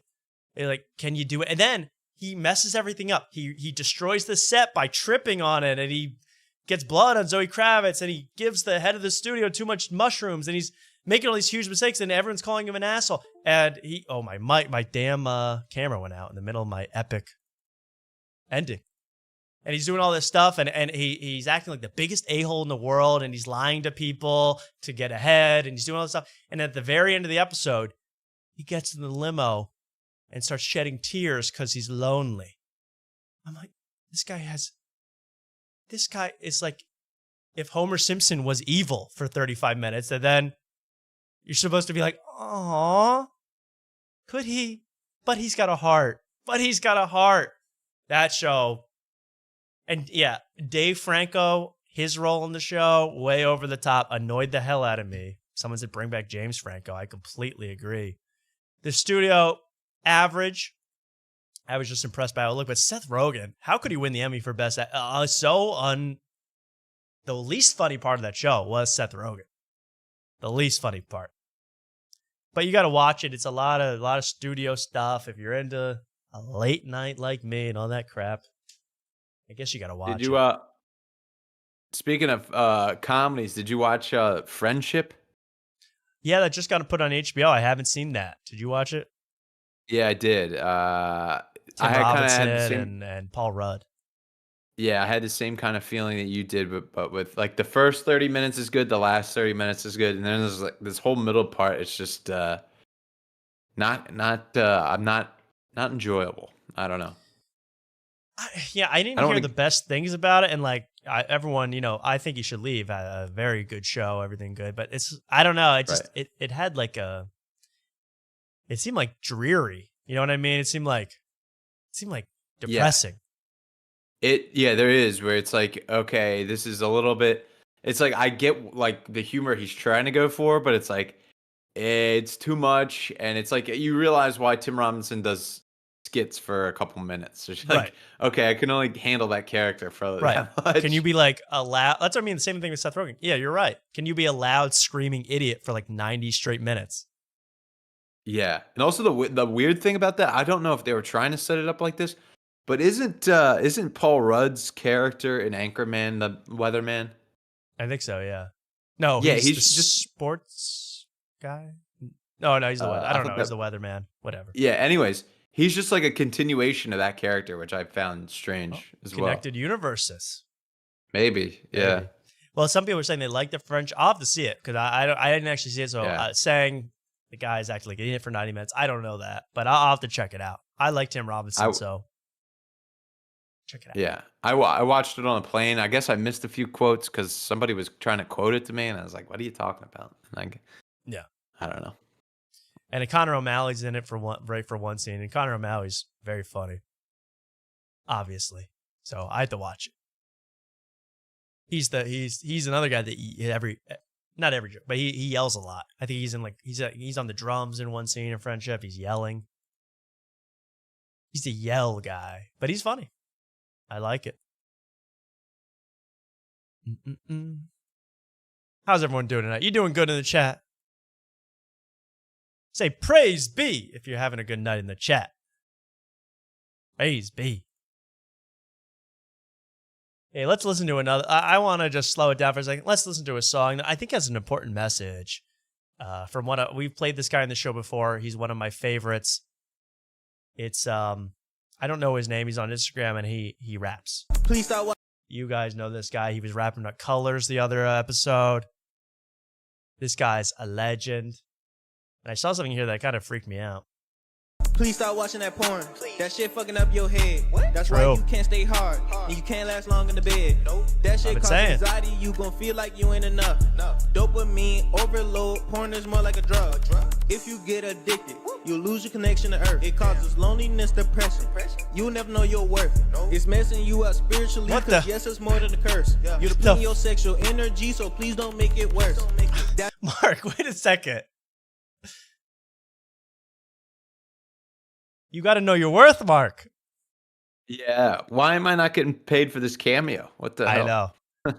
It's messing you up spiritually because yes, it's more than a curse. By the way, that's the only picture I have of Mark. I need to get new photos when we go to Austin. I have no other photos of Mark on my computer. Yeah, I'll definitely show you Shakespeare's. That's where that was taken. That's where you wait for Kill Tony.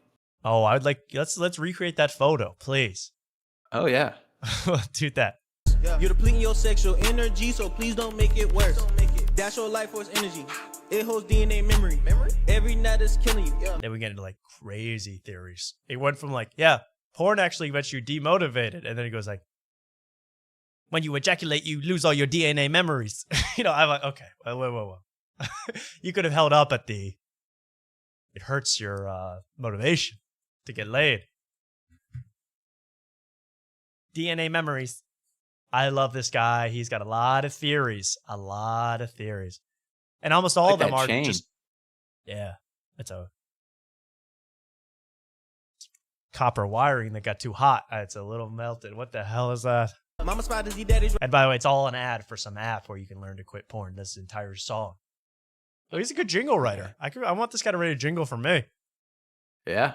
That would be nice.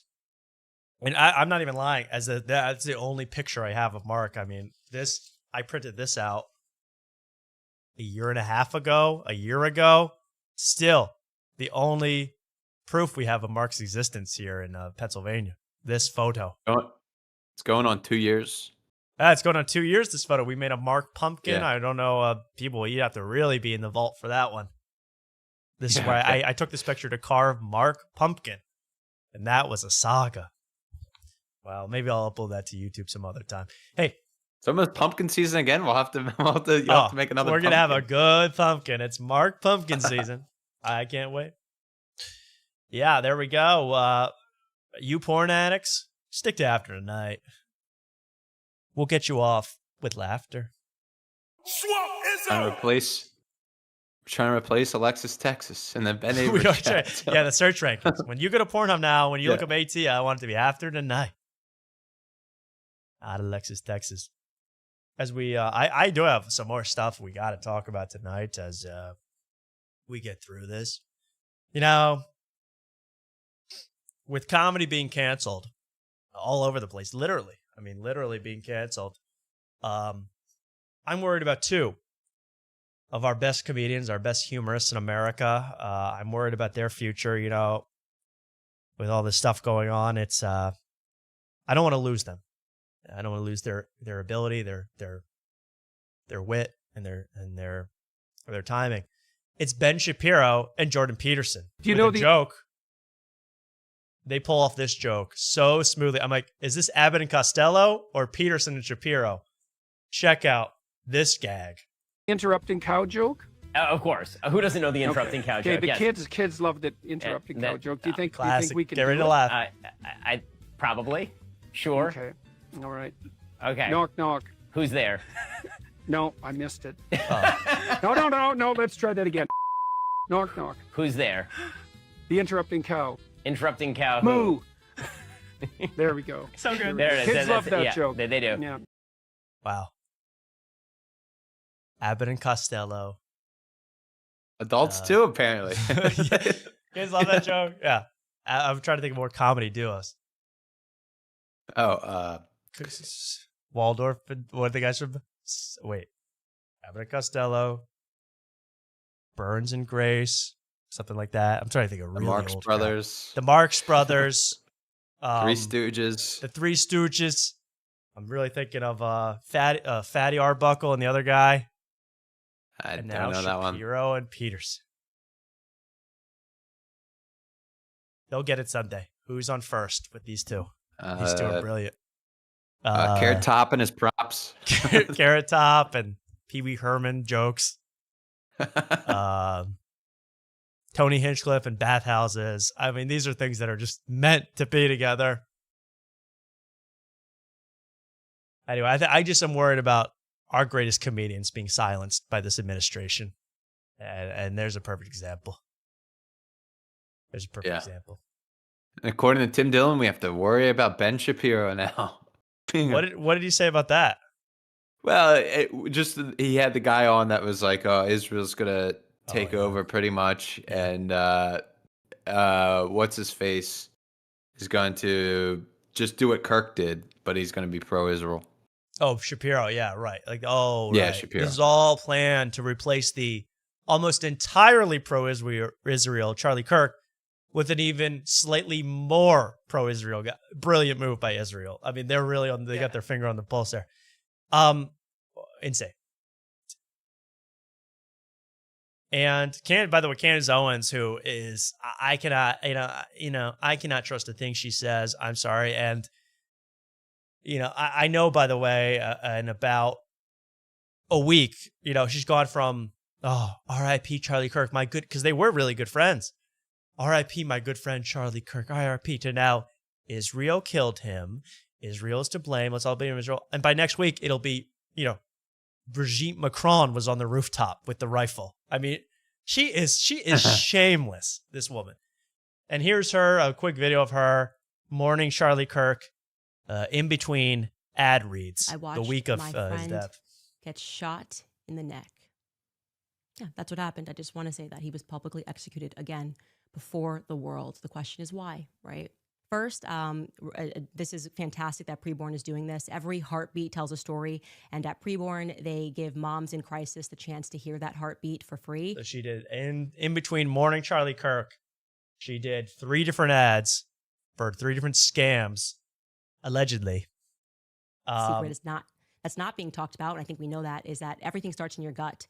Every day your gut is fighting a silent war. Reborn. Being talked about, and I think we know that, is that everything starts in your gut. Every day your gut is health secret is not. Also telling you guys about Just Thrive, because the biggest health secret is not, that's not being talked about, and I think we know that, is that everything starts in your gut. Every day your gut is fighting a silent war against. I thought the best kept secret was that best kept health secret is that Israel is trying to kill you. Look out. Please. Let's all What get was a that? grip. What was the ad? What was the ad for preborn? What was It's that one? it's like for if you're pregnant. Oh wait, preborn? Yeah. It was like if you're pregnant, you can get all the information about your vitals, your vitamins, and all that crap. You know what I mean? This is Preborn fantastic is that what we Preborn is call doing our this. Every ancestors. heartbeat tells a story, and at Preborn, they give moms in crisis the chance to hear That's that a that's heartbeat a for that's a free. Wellborn Also joke. remind- Did you get that? I did not get Right- that at all. right Oh, of- preborn, right of- wellborn, Get it? preborn, My post. ancestors. I should have Yeah. said mine, not ours. I don't know. I Yeah, thought that this was a was little a confusing. family Our show. ancestor. I thought we I were understand on God, bombing on Candace Owens material. Well, and that joke was stillborn. Thank you. Well, that's just terrible. That's just there. But she's really lost the plot here, and maybe she's trying to become the next Charlie Kirk. I think she's a little too wild. A little too wild. And you know, I'll be honest, I had no idea. I had no idea how to even react. You know, that's why we went on the show hours after the assassination. I didn't want to make. I certainly don't want to make jokes about it. I didn't find anything funny about it, and I actually, to be honest, I didn't even know how to feel about it until I saw. I had to wait until I had to see the Boys Cast with Ryan Long and Danny Polachuk's thumbnail and see how sad they were. Because look at this. I just want to show you. They had to pose for this. Remember this. These two 40-year-olds had to post for this. So you can see, Mark, they're sad. Pretty sad and confused. Clearly, Ryan Long, where the hell his name is, very confused. But with a little hope for the future. And that's how I'm feeling today. Thanks to these two.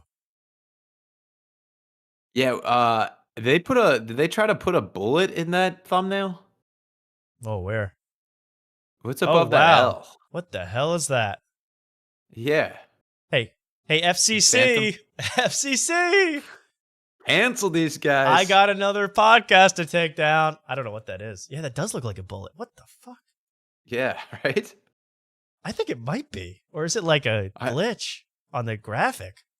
I don't know. That is bizarre. What? Oh, I'm sorry. I talk about bad taste. The thumbnail's in bad taste. And then you put a bullet on the damn screen. Well, it headed for your careers, Taking over the guys. boy cast. The boy cast. How many views do they have? They're all ours now. We got them. Give it to Nice us. job. Mr. Trump, please transfer their views to us. As per law. As per FCC law. Charlie Kirk assassinated. You know, I watched a little bit of their show. I don't know. I just had seen these guys. I always see these guys pop up. It kind of sucks though. Like, look, I don't know how old these guys are, but they're not boys. Certainly not boys. No, none of them. They don't look like the boys I know. And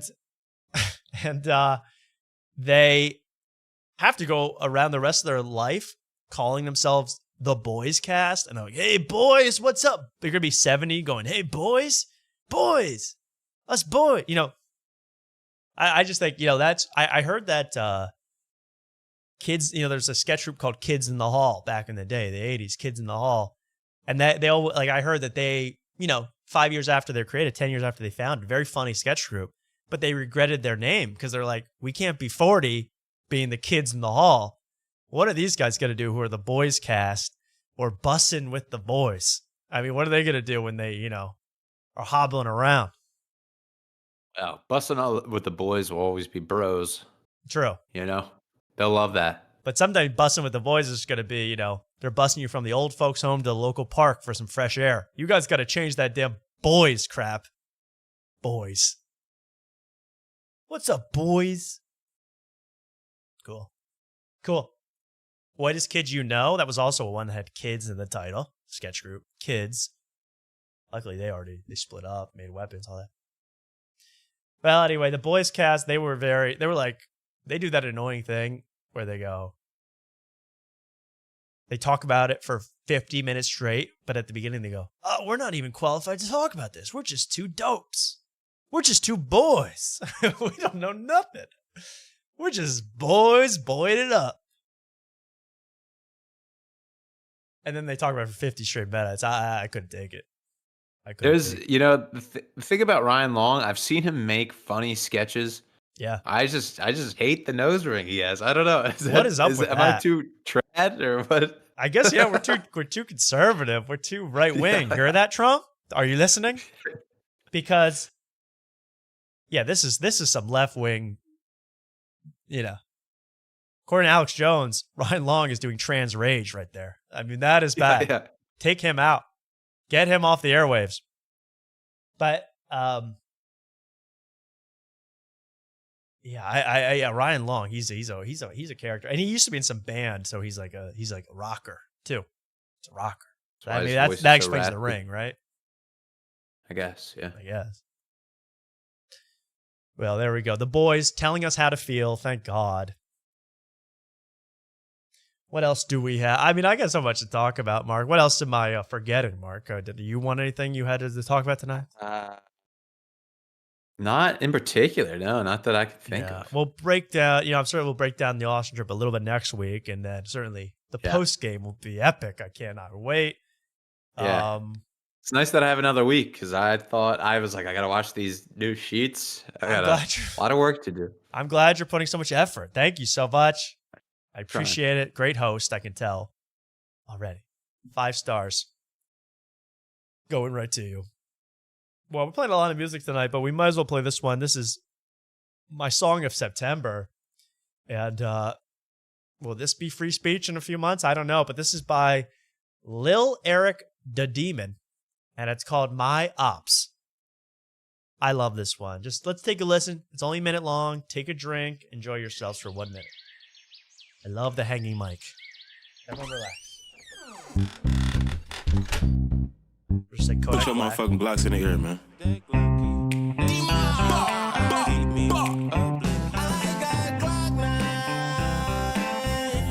Swear to God, I'ma spray. Drop the low, I'ma slide.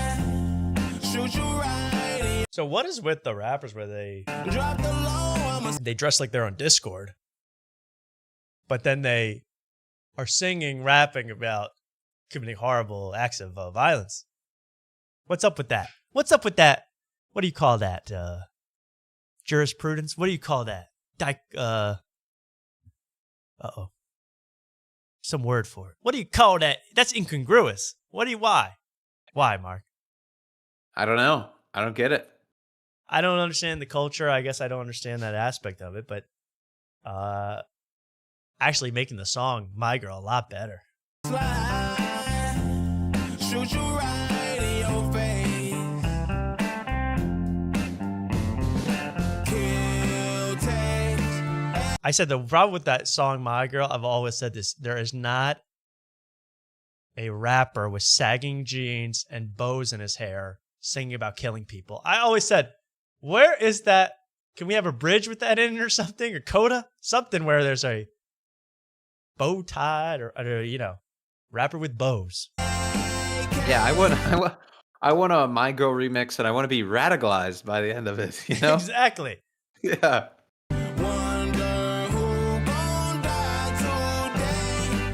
My Ops. Talking about my ops. I like Kimmel gets cut off the air, but this guy, fine to do My Girl, My Ops. Shooting in the head, My Ops. It's okay. We all know this is now getting into, this rap is crap talk. So I'm going to skip it. I love the culture. I love it all. And I just thought that was a funny song.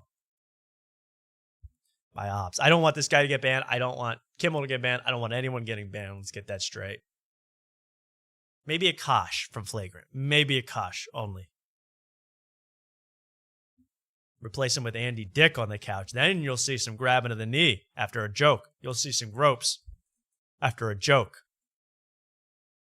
Oh, Andrew.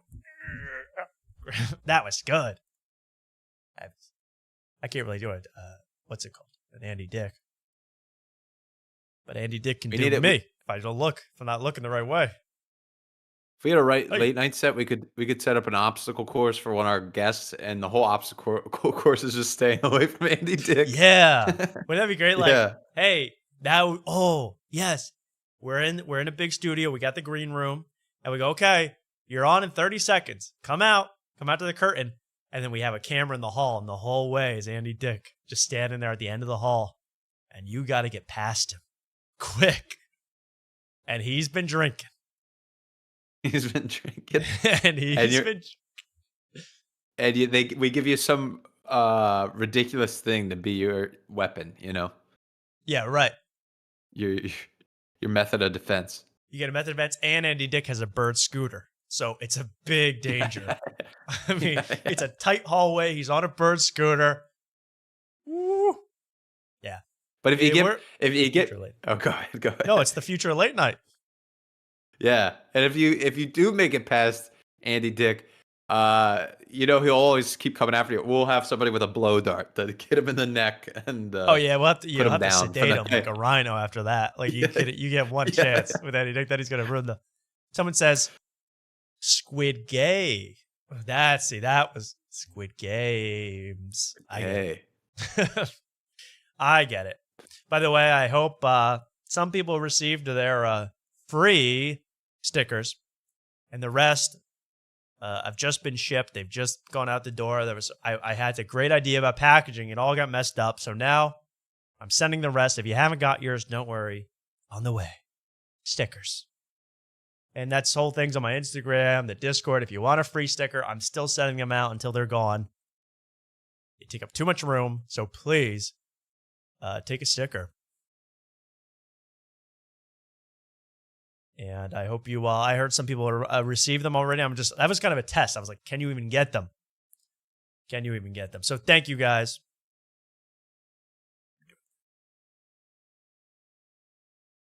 Shipped overseas? Make it across overseas? Yeah, that's the thing. That's what I really want to know. Because about 4, 5, 6 brave individuals who gave me their addresses that live overseas, I sent them all out. I only think like 2 went out to overseas, so that could have arrived there. But I was I went to the post office to do this.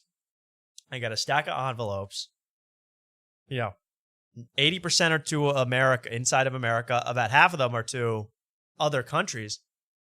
This lady, she's slapping the same stamp on every one. There's no way they're getting to another country. I'm like, are you sure? Isn't it supposed to be like 3 times as much, and you put like 18 stamps on it to go out of the country? I don't know. So I hope you guys overseas get them. I appreciate everybody who supports the show, likes the show, watches the show. And if you're still watching right now and you haven't, be sure to like, comment, and subscribe. Thank you.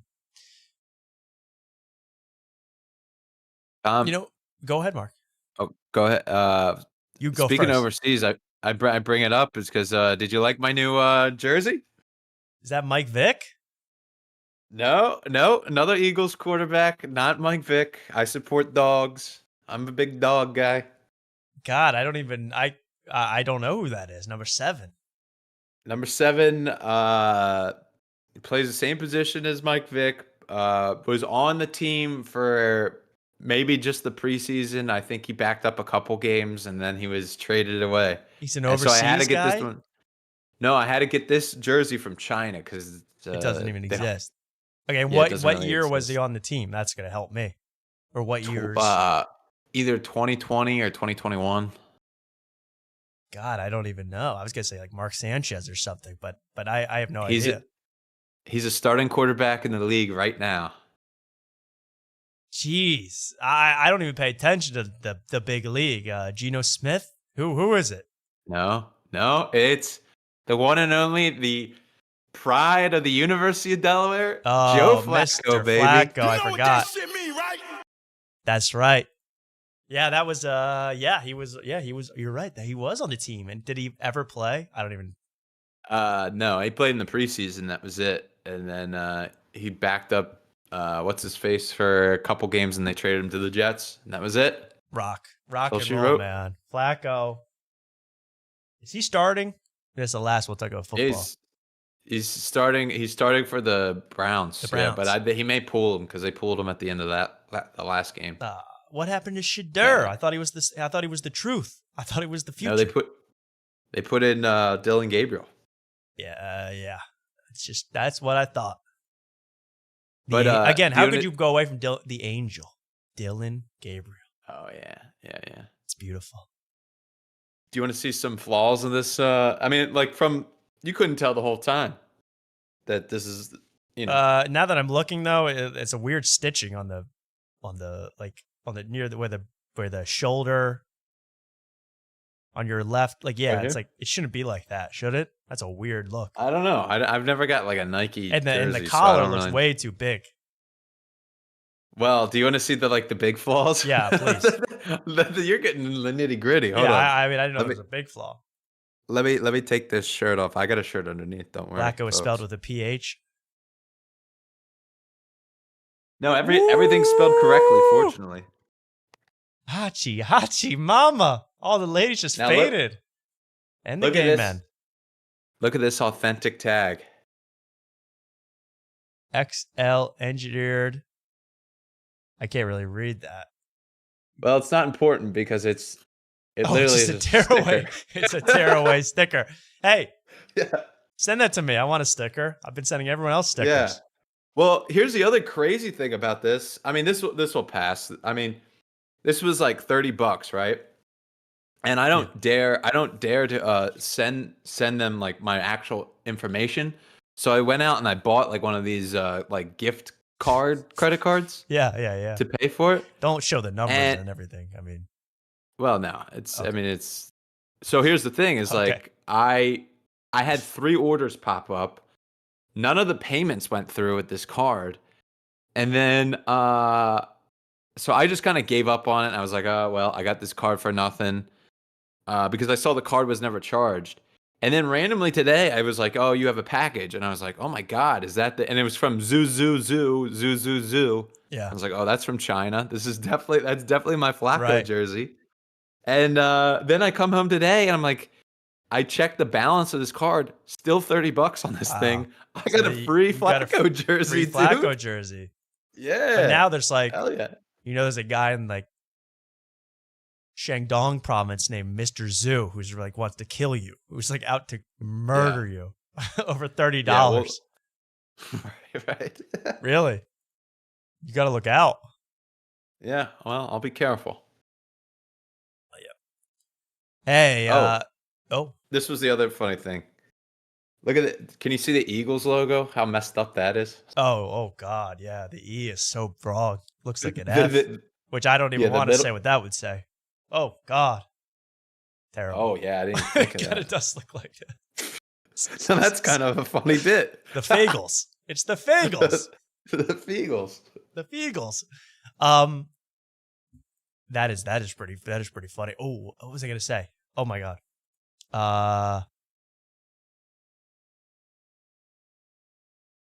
The Nelk Boys are back. Hey, the Nelk Boys. Remember the Nelk Boys? They interviewed Bibi Netanyahu. And immediately, these are guys that make the Happy Dad beer. They're bros. They're boys. They should be called the Boys Cast. But the Nelk Boys, they got Steiny, the other guys. And, they interviewed Bibi Netanyahu. And then literally 1 minute after it came out, they go, oh, guys, we were way over our heads. Sorry about that. Like, we just let him repeat Israeli Zionist talking points for our bad. They're back. They made a reappearance. And, I think they've been studying up because this level of discussion is way elevated. I call this almost intellectual. And here they are. Happy Dad. Full Send podcast. Take a listen. Pulled more birds in their lifetime, Trump or Putin? Who's pulled more women in their lifetime, Trump or Putin? The big questions. I love these guys. What do you think? Me? Yeah. Who's pulled more birds? That's actually a good question because, you think right off the bat, oh, Trump, because, he's such a socialite and he's had multiple wives. But then, Putin controls that whole country and he has for a while, so he can get any woman. Yeah, really, he and probably they don't- he could have 8 women arriving at his door a day. We don't even know. Yeah. That's yeah. true. So I don't know. they're tough. both hot as hell. So I mean, any woman would be lucky. But Right. let's keep watching. Trump. Fuck, I don't know. Dude, Putin. Yeah, no, 100%. 100%. Putin is a fucking assassin. Bro, Trump in like his 30s was probably pretty insane. Dude, I'm telling you, Putin. They probably like cropped out Epstein out of that photo they added.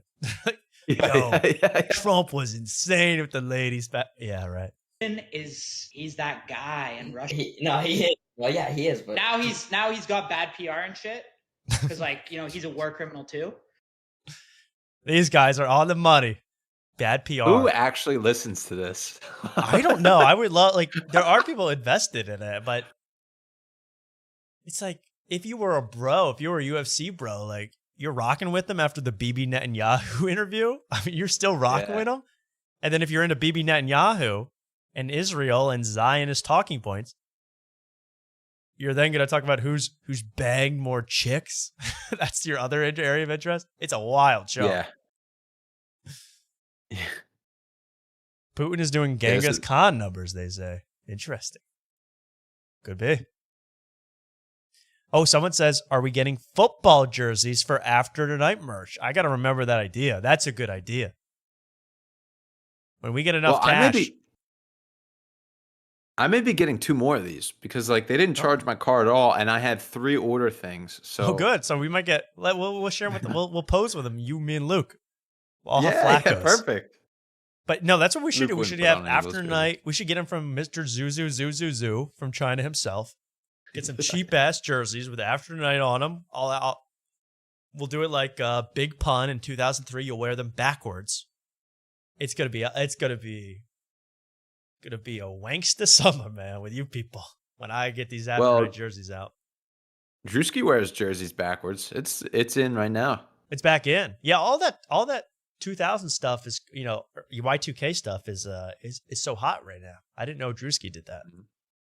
Well, he did. It was a big thing because he went on one of the ESPN shows and he had Barry Sanders jersey backwards, and then the female host thought he was wearing a Shadir Sanders jersey. But the different team, I don't know what she was thinking. Yeah, And come who on, else? you gotta know sports at least. Guess who else got canceled probably by Trump? Molly Karam, First Take. Oh yeah, yeah. Out. I think that was the FCC. She was too beautiful. Jason Whitlock. Well, I saw Jason Whitlock, my favorite sports broadcaster. He goes, Molly Karam just got quit for mysterious. She just quit under mysterious circumstances on ESPN. She hosts First Take with Stephen A. Smith, and Jason Whitlock goes, She's in the Eye Candy Hall of Fame along with Susie Cole. He just started naming hot women. I love Jason Whitlock, man. He cannot. He's got a one-track mind. This guy. He goes, Susie Colbert, beautiful. Erin Andrews, gorgeous. Who's the one? Oh, who else did he say? He said a younger black woman. I forget her name. Who's a big one now? Oh shit. But he goes, Joy Taylor?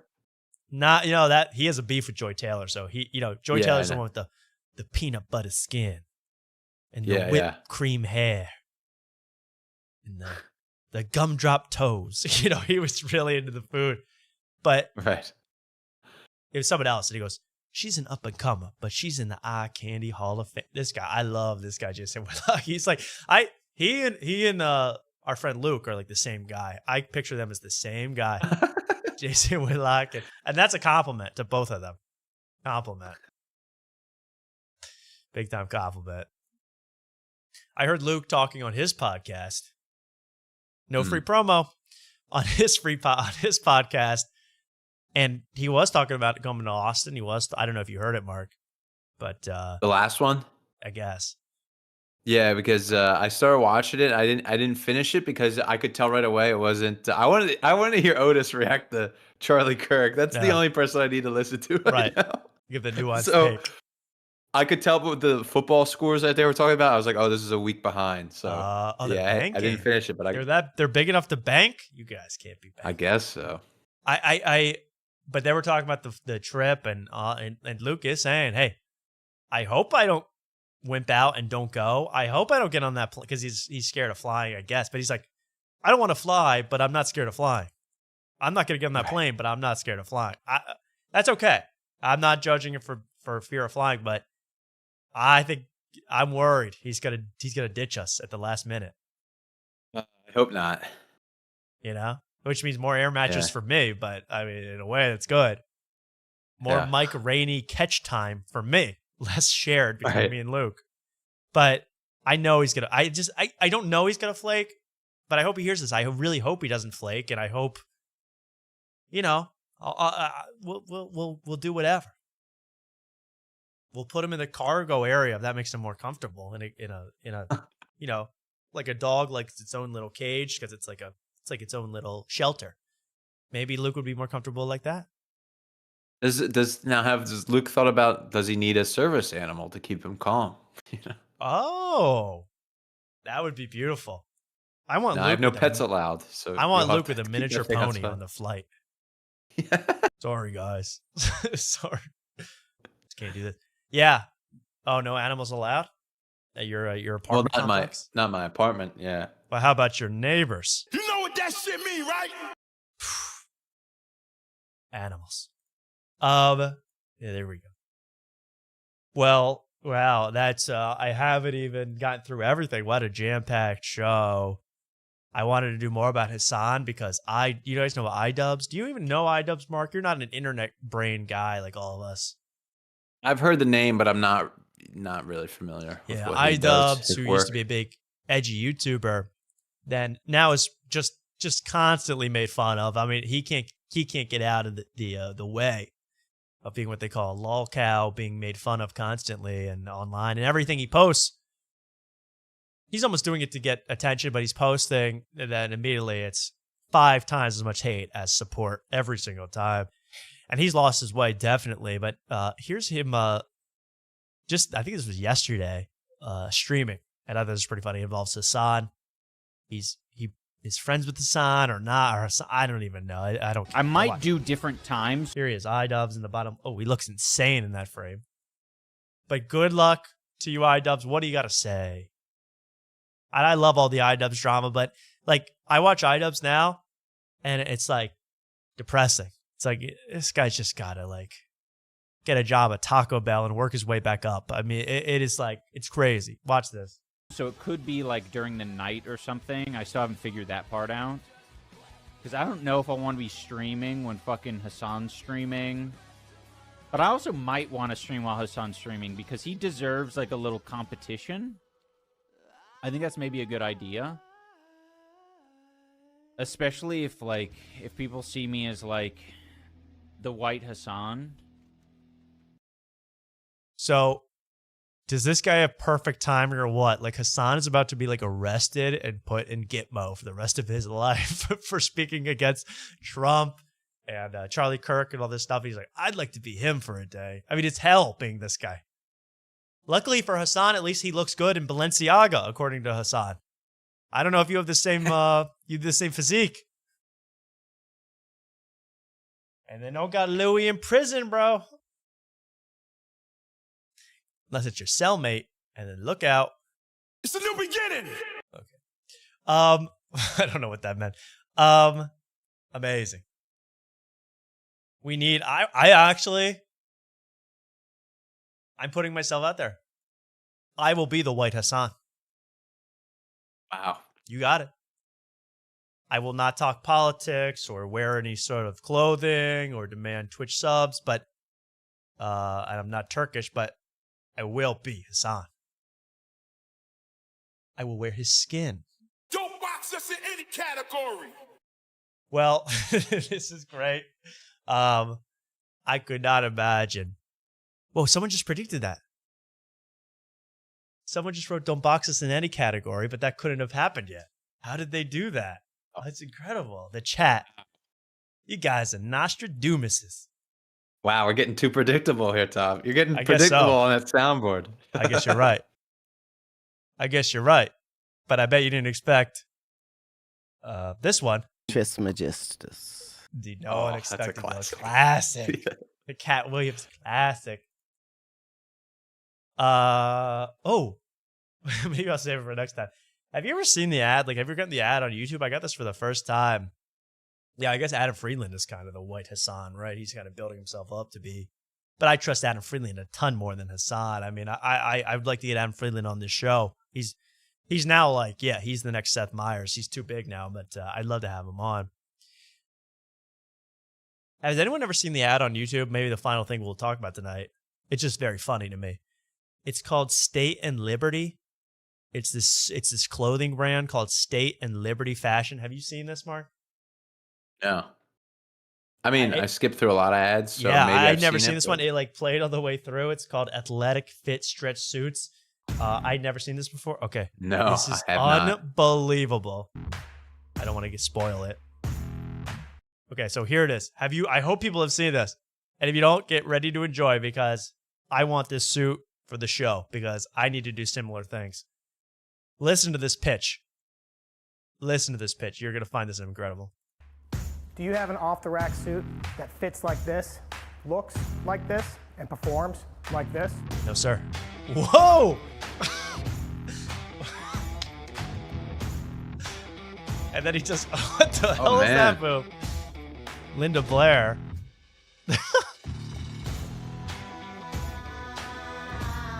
I do. I've never seen someone more serious doing somersaults and twists in my entire life. I always trust a guy dressed in a suit at a CrossFit gym. At a CrossFit gym doing backflips. Mike Taylor, everybody. And my favorite, what is this move? I saw the somersaults and then I go, what is this? That is insane, bro. That's like breakdancing, but not putting your back on the floor. That's hard I've never to do. seen it. Now, you wouldn't know the number of times I wanted to do this, but my suit is too ill-fitting. I can't even I bust out of the seams. But really, I wanted to hit these. You should have done this at the wedding. At the wedding, yeah. I was probably doing it blacked out, but I wasn't. You probably did. That's In why my you got mind. those scrapes on your palms. Yeah. Full flips.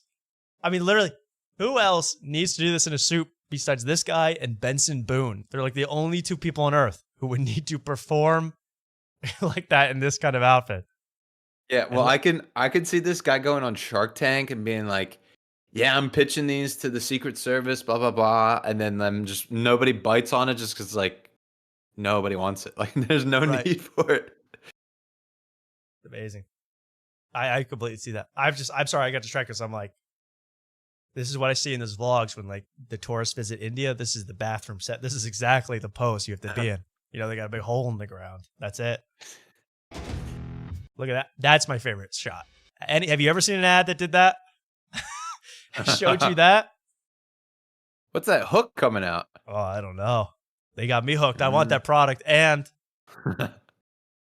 I promise you, next episode of Tuesday's Story, Joe List will be posed like this at one point during the episode. I mean, Joe List can help himself.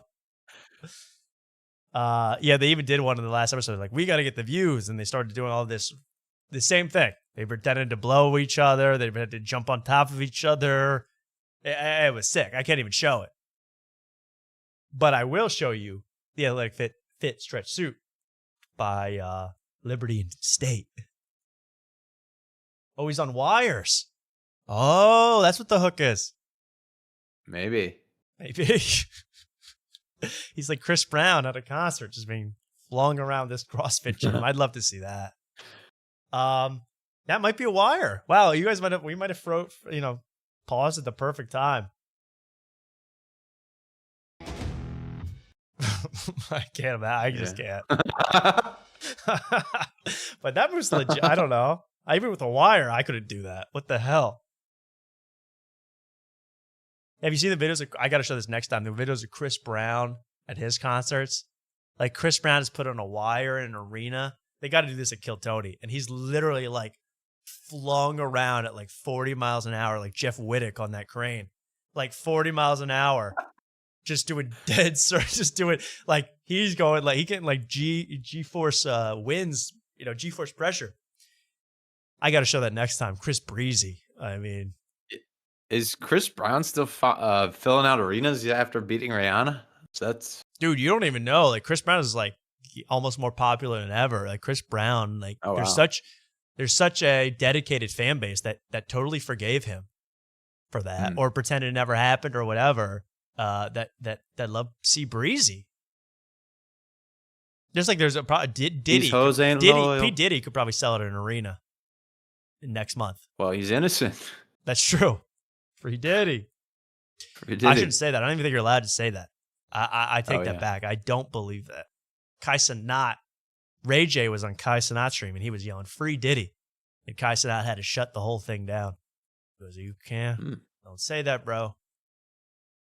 And we did, by the way. I didn't even ever reveal this. We got a not for anything we said, because we're good boys. We're good boys casters. But we got a hate speech notification, like temporary strike on this channel, like 3 months ago. It's now expired, so don't pretend you can get away with reporting us again. But it's because I played not even the really bad one. I played one of Kanye's new songs. His song, I think it was called Cosby. And all he says in it is, "I want Cosby freed. I want Diddy freed." That's all he says. I get a hate speech one for that. Is he just playing Kanye in general? Any new Kanye? That's probably Is true. Hate speech? Yeah. That's true. You get it. Some people, like, you play Kanye at an event, they're upset, they're angry. So I get it. But that's why everything I'm not made me everything I am. A Nazi. That's Kanye speaking. No. Can't even say, like, that's the thing. I'm so worried about speech now. It's just so lame. Like, is that so funny that, like, now legitimately people are getting shut down for speech? I mean, Jimmy Kimmel getting shut down for speech that I didn't find, hey, like, it wasn't hate speech even. Not that I think hate speech should be outlawed either, but it didn't qualify as that. It was just his take on what people were talking about. He gets taken off the airwaves. Meanwhile, 10 months ago, Tony Hinchcliffe was pretending he was the biggest martyr on earth, and YouTube was shutting down everything you could say. They don't let you say the F word anymore. They don't let you say the R word anymore. They don't let Uncle Lazer talk about pretending to sexually assault a woman for 90 straight seconds. No! What's wrong with this country? Meanwhile, Tony's never had more freedom. Tony's, can say whatever he wants unless he doesn't want ad money. And actual people are getting in trouble for speech in this country. Who are these countries? Sad, Mark. Sad. And what does Jeff Dye think about it? I saw the poster behind you. I just thought, what is it? Does he have like a free speech? He's a 2001 liberal. Yeah, I saw somebody put a screenshot of his tweet where it was too soon to joke about Charlie Kirk or something like that. Oh, and then Louis J. Gomez said, "You're wrong." Yeah. He was weird. Like, I really feel for Jeff. I'm not going to make fun of Jeff Dye. He said his dad passed away recently in a tweet. And very sad. I'm not. That's why I'm not going to go to his show and annoy. I'm not going to annoy the guy at all. I don't want to annoy him. But it was weird in his tweet that I found out that his dad passed away. He goes, "Guys, if I'm a little sensitive right now, it's because Charlie Kirk."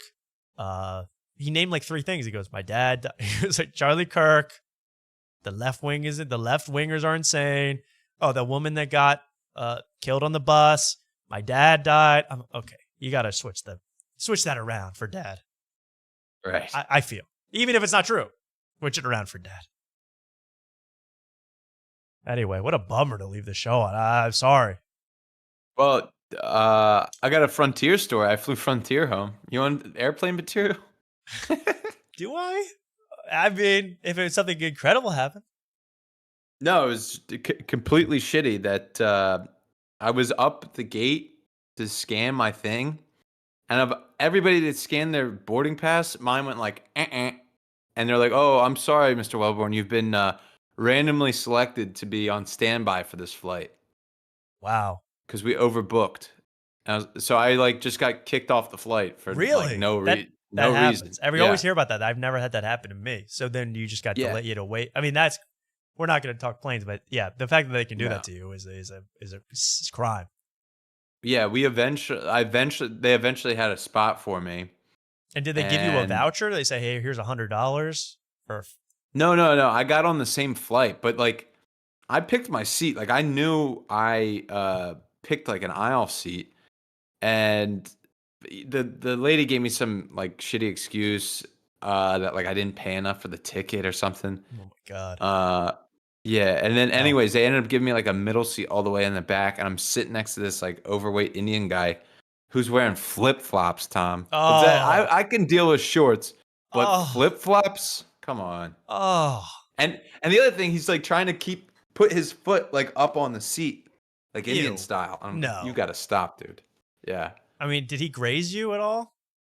No, but his arm would like go over me, Ugh. and then he was also doing this weird thing where like he would like it was like jerk. He would jerk it, and I was like, "What is this guy doing?" Hey, yo.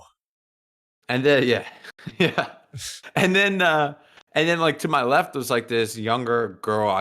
She looked like she was like a senior in high school that was like looking at colleges. And like with 40 minutes, like the pilot comes on and is like, "All right, we're starting our descent into Austin. We're about 40 minutes out." After that, this guy in the middle gets up in front of me and then comes to where I'm sitting. And apparently he's the father of this girl. And he's like, "Oh, I'm sorry, I fell asleep. Can I sit next to my daughter?" And I want to be like, there's 40 minutes left. Like, what the hell's the difference? But like, at that point, I didn't care. I want to get away from the guy next to me. And then I'd be moved up further. So I'd get out of the plane quicker. Man, but I honestly, I would have had a full mental breakdown if the Indian guy with flip-flops was trying to do Indian style next to me. That would have killed me. Not that he's Indian matters, but the flip-flops, the bare feet. The bare feet. He did. Yeah, he didn't have. Yeah. I'm telling you that if I had gotten grazed with a bare foot on a Frontier flight, that's worse than a grope. Oh yeah. That's way worse than a grope. Oh yeah. Seriously, unless you're groping with your feet, and that's double trouble. that's the worst. Don't, God forbid, knock on wood, that doesn't happen on my next flight. Classic. You don't ever know what they're gonna do. Well, geez, I didn't even talk about Tom Brady going to Saudi Arabia. I mean, there's so much more. Oh yeah. Let's end it with one last conspiracy unrelated to serious business. Mark, why don't you say you sent me to this a while ago, but this one. One of my favorites where they go, "Hey, this person, actually a dude." One of my favorites. In this case, it's maybe the most shocking one of all. Famous porn star banged 1,000 people in one night. Bonnie Blue. Oh my God, no fucking way. So there's now speculation that Bonnie Blue was actually a man, someone called Carl Butler, and born in 1985. I'm not sure if this is real, but it's going viral. So Bonnie Blue is a 40-year-old man. That's what I'm supposed to believe. In disguise. And can 1,000 men be tricked like that all in one night? Doesn't seem possible. Maybe the room was dark, but geez. Right, Mark? Yeah. I'm just staring at the face. The nose is off, but girls get nose. Well, I don't know. The girls that bang 1,000 dudes get nose jobs. You're right. Yeah. But also, who knows? Well, I'm gonna keep an open mind. Kyle Butler had to change when he was 13, and then became Bonnie Blue. Bonnie Blue, and all them men that enjoyed Kyle Butler, eh? Kyle Butler. This guy's taking a little too much pleasure in this whole idea. He's like, as he's shirtless, enjoying other men. Okay. Damn. You've not seen this. You've not read this story. It's fucking everywhere. I don't think everywhere. Look at his face. It's the real reason Kimmel got fired. He's a Bonnie Blue truther, which is dangerous in these times. Kyle Butler. Yeah, this is trans rage here. This is trans rage, bro. This is something. He had to change at 13. I wonder if those 2,000 men are going to be queuing up now in June, isn't it? Isn't it this month? She wants to be in a box. Or he wants to be in a box. He wants to be in a box. Man in the box. And he wants to feel your words. Your words. All those 1,000 men. Your words? What the hell is that guy saying? The British people are a mystery to me. She wants to feel your word. Is he British or Australian? She wants to. I think he's British. Okay. Well, he wants to be in a box. He wants to be in a box, and he wants to feel your words, all those 1,000 men that would. This guy fantasizing way too much about it now that I rewatched this. Oh, those 1,000 men. Bonnie Blue. Well, I like he's using a screenshot from like Wikipedia that he probably changed like real quick before it got taken down. None of this is true. She's spoken of her sex change. I just made that up. Doing it with Carl Butler. Please, FCC, take a look at this guy. I don't think he should be spreading those rumors about Bonnie like that. Someone says, where's the Stiff Socks moment of the week? You know, they were too... I didn't want to put them down when they have their new studio. It didn't seem right. Let them relax. Let them get used to the new studio. Really filth it up. And then we'll next week we'll have a great moment with that. Well, wow. I had a lot of fun on this show. Thank you all for joining us tonight on After Night. Mark, anything you want to plug, say? Nothing. Just the countdown gets set back a week for me, but hey, I'm excited. I got more time to prepare. I'll be there, but we'll have another show next week, next Wednesday night. Enjoy it. Bonnie Butler, someone says. That could be that. That's a conspiracy. Austin Butler to Bonnie Blue. Ooh. All those 1,000 men. Thank you so much. I got to end the show. Thank you so much, everybody. Mark, we'll see you later. Good night. Good night. Peace out. Again, I just said this. If you like the show, be sure to like, comment, and subscribe. And we'll be back just next Wednesday. I got stuff to clip from this show and other shows that might be popping up. I'm really hoping we get Ben Avery on, warts and all. You know, prayers up to Ben Avery, who looks like Hunter S. Thompson right now. I'm rooting for him. I hope he makes it. Really, I do hope he gets better. And I hope he comes on the show next week before the Saudi Arabia Comedy Festival. I want him to give his thoughts. If not, I'm going to work on some other guests. So let's have a great week, everybody. Hey, keep your chin up. Thank you for everyone in the chat tonight. You looked great to me. I'm not an expert yet at reading your guys' comments, but you seem like you were in great moods tonight. One guy was spamming the word heroin. Besides that, I think it was all great. You guys know how to rock and roll. Thank you, everybody. I don't know what else to say. I'm reading the chat, but thank you so much. Let's let's listen to a little song as we get out of here. Thank you so much for watching After Tonight. You really are the best. And take it away. I don't even know.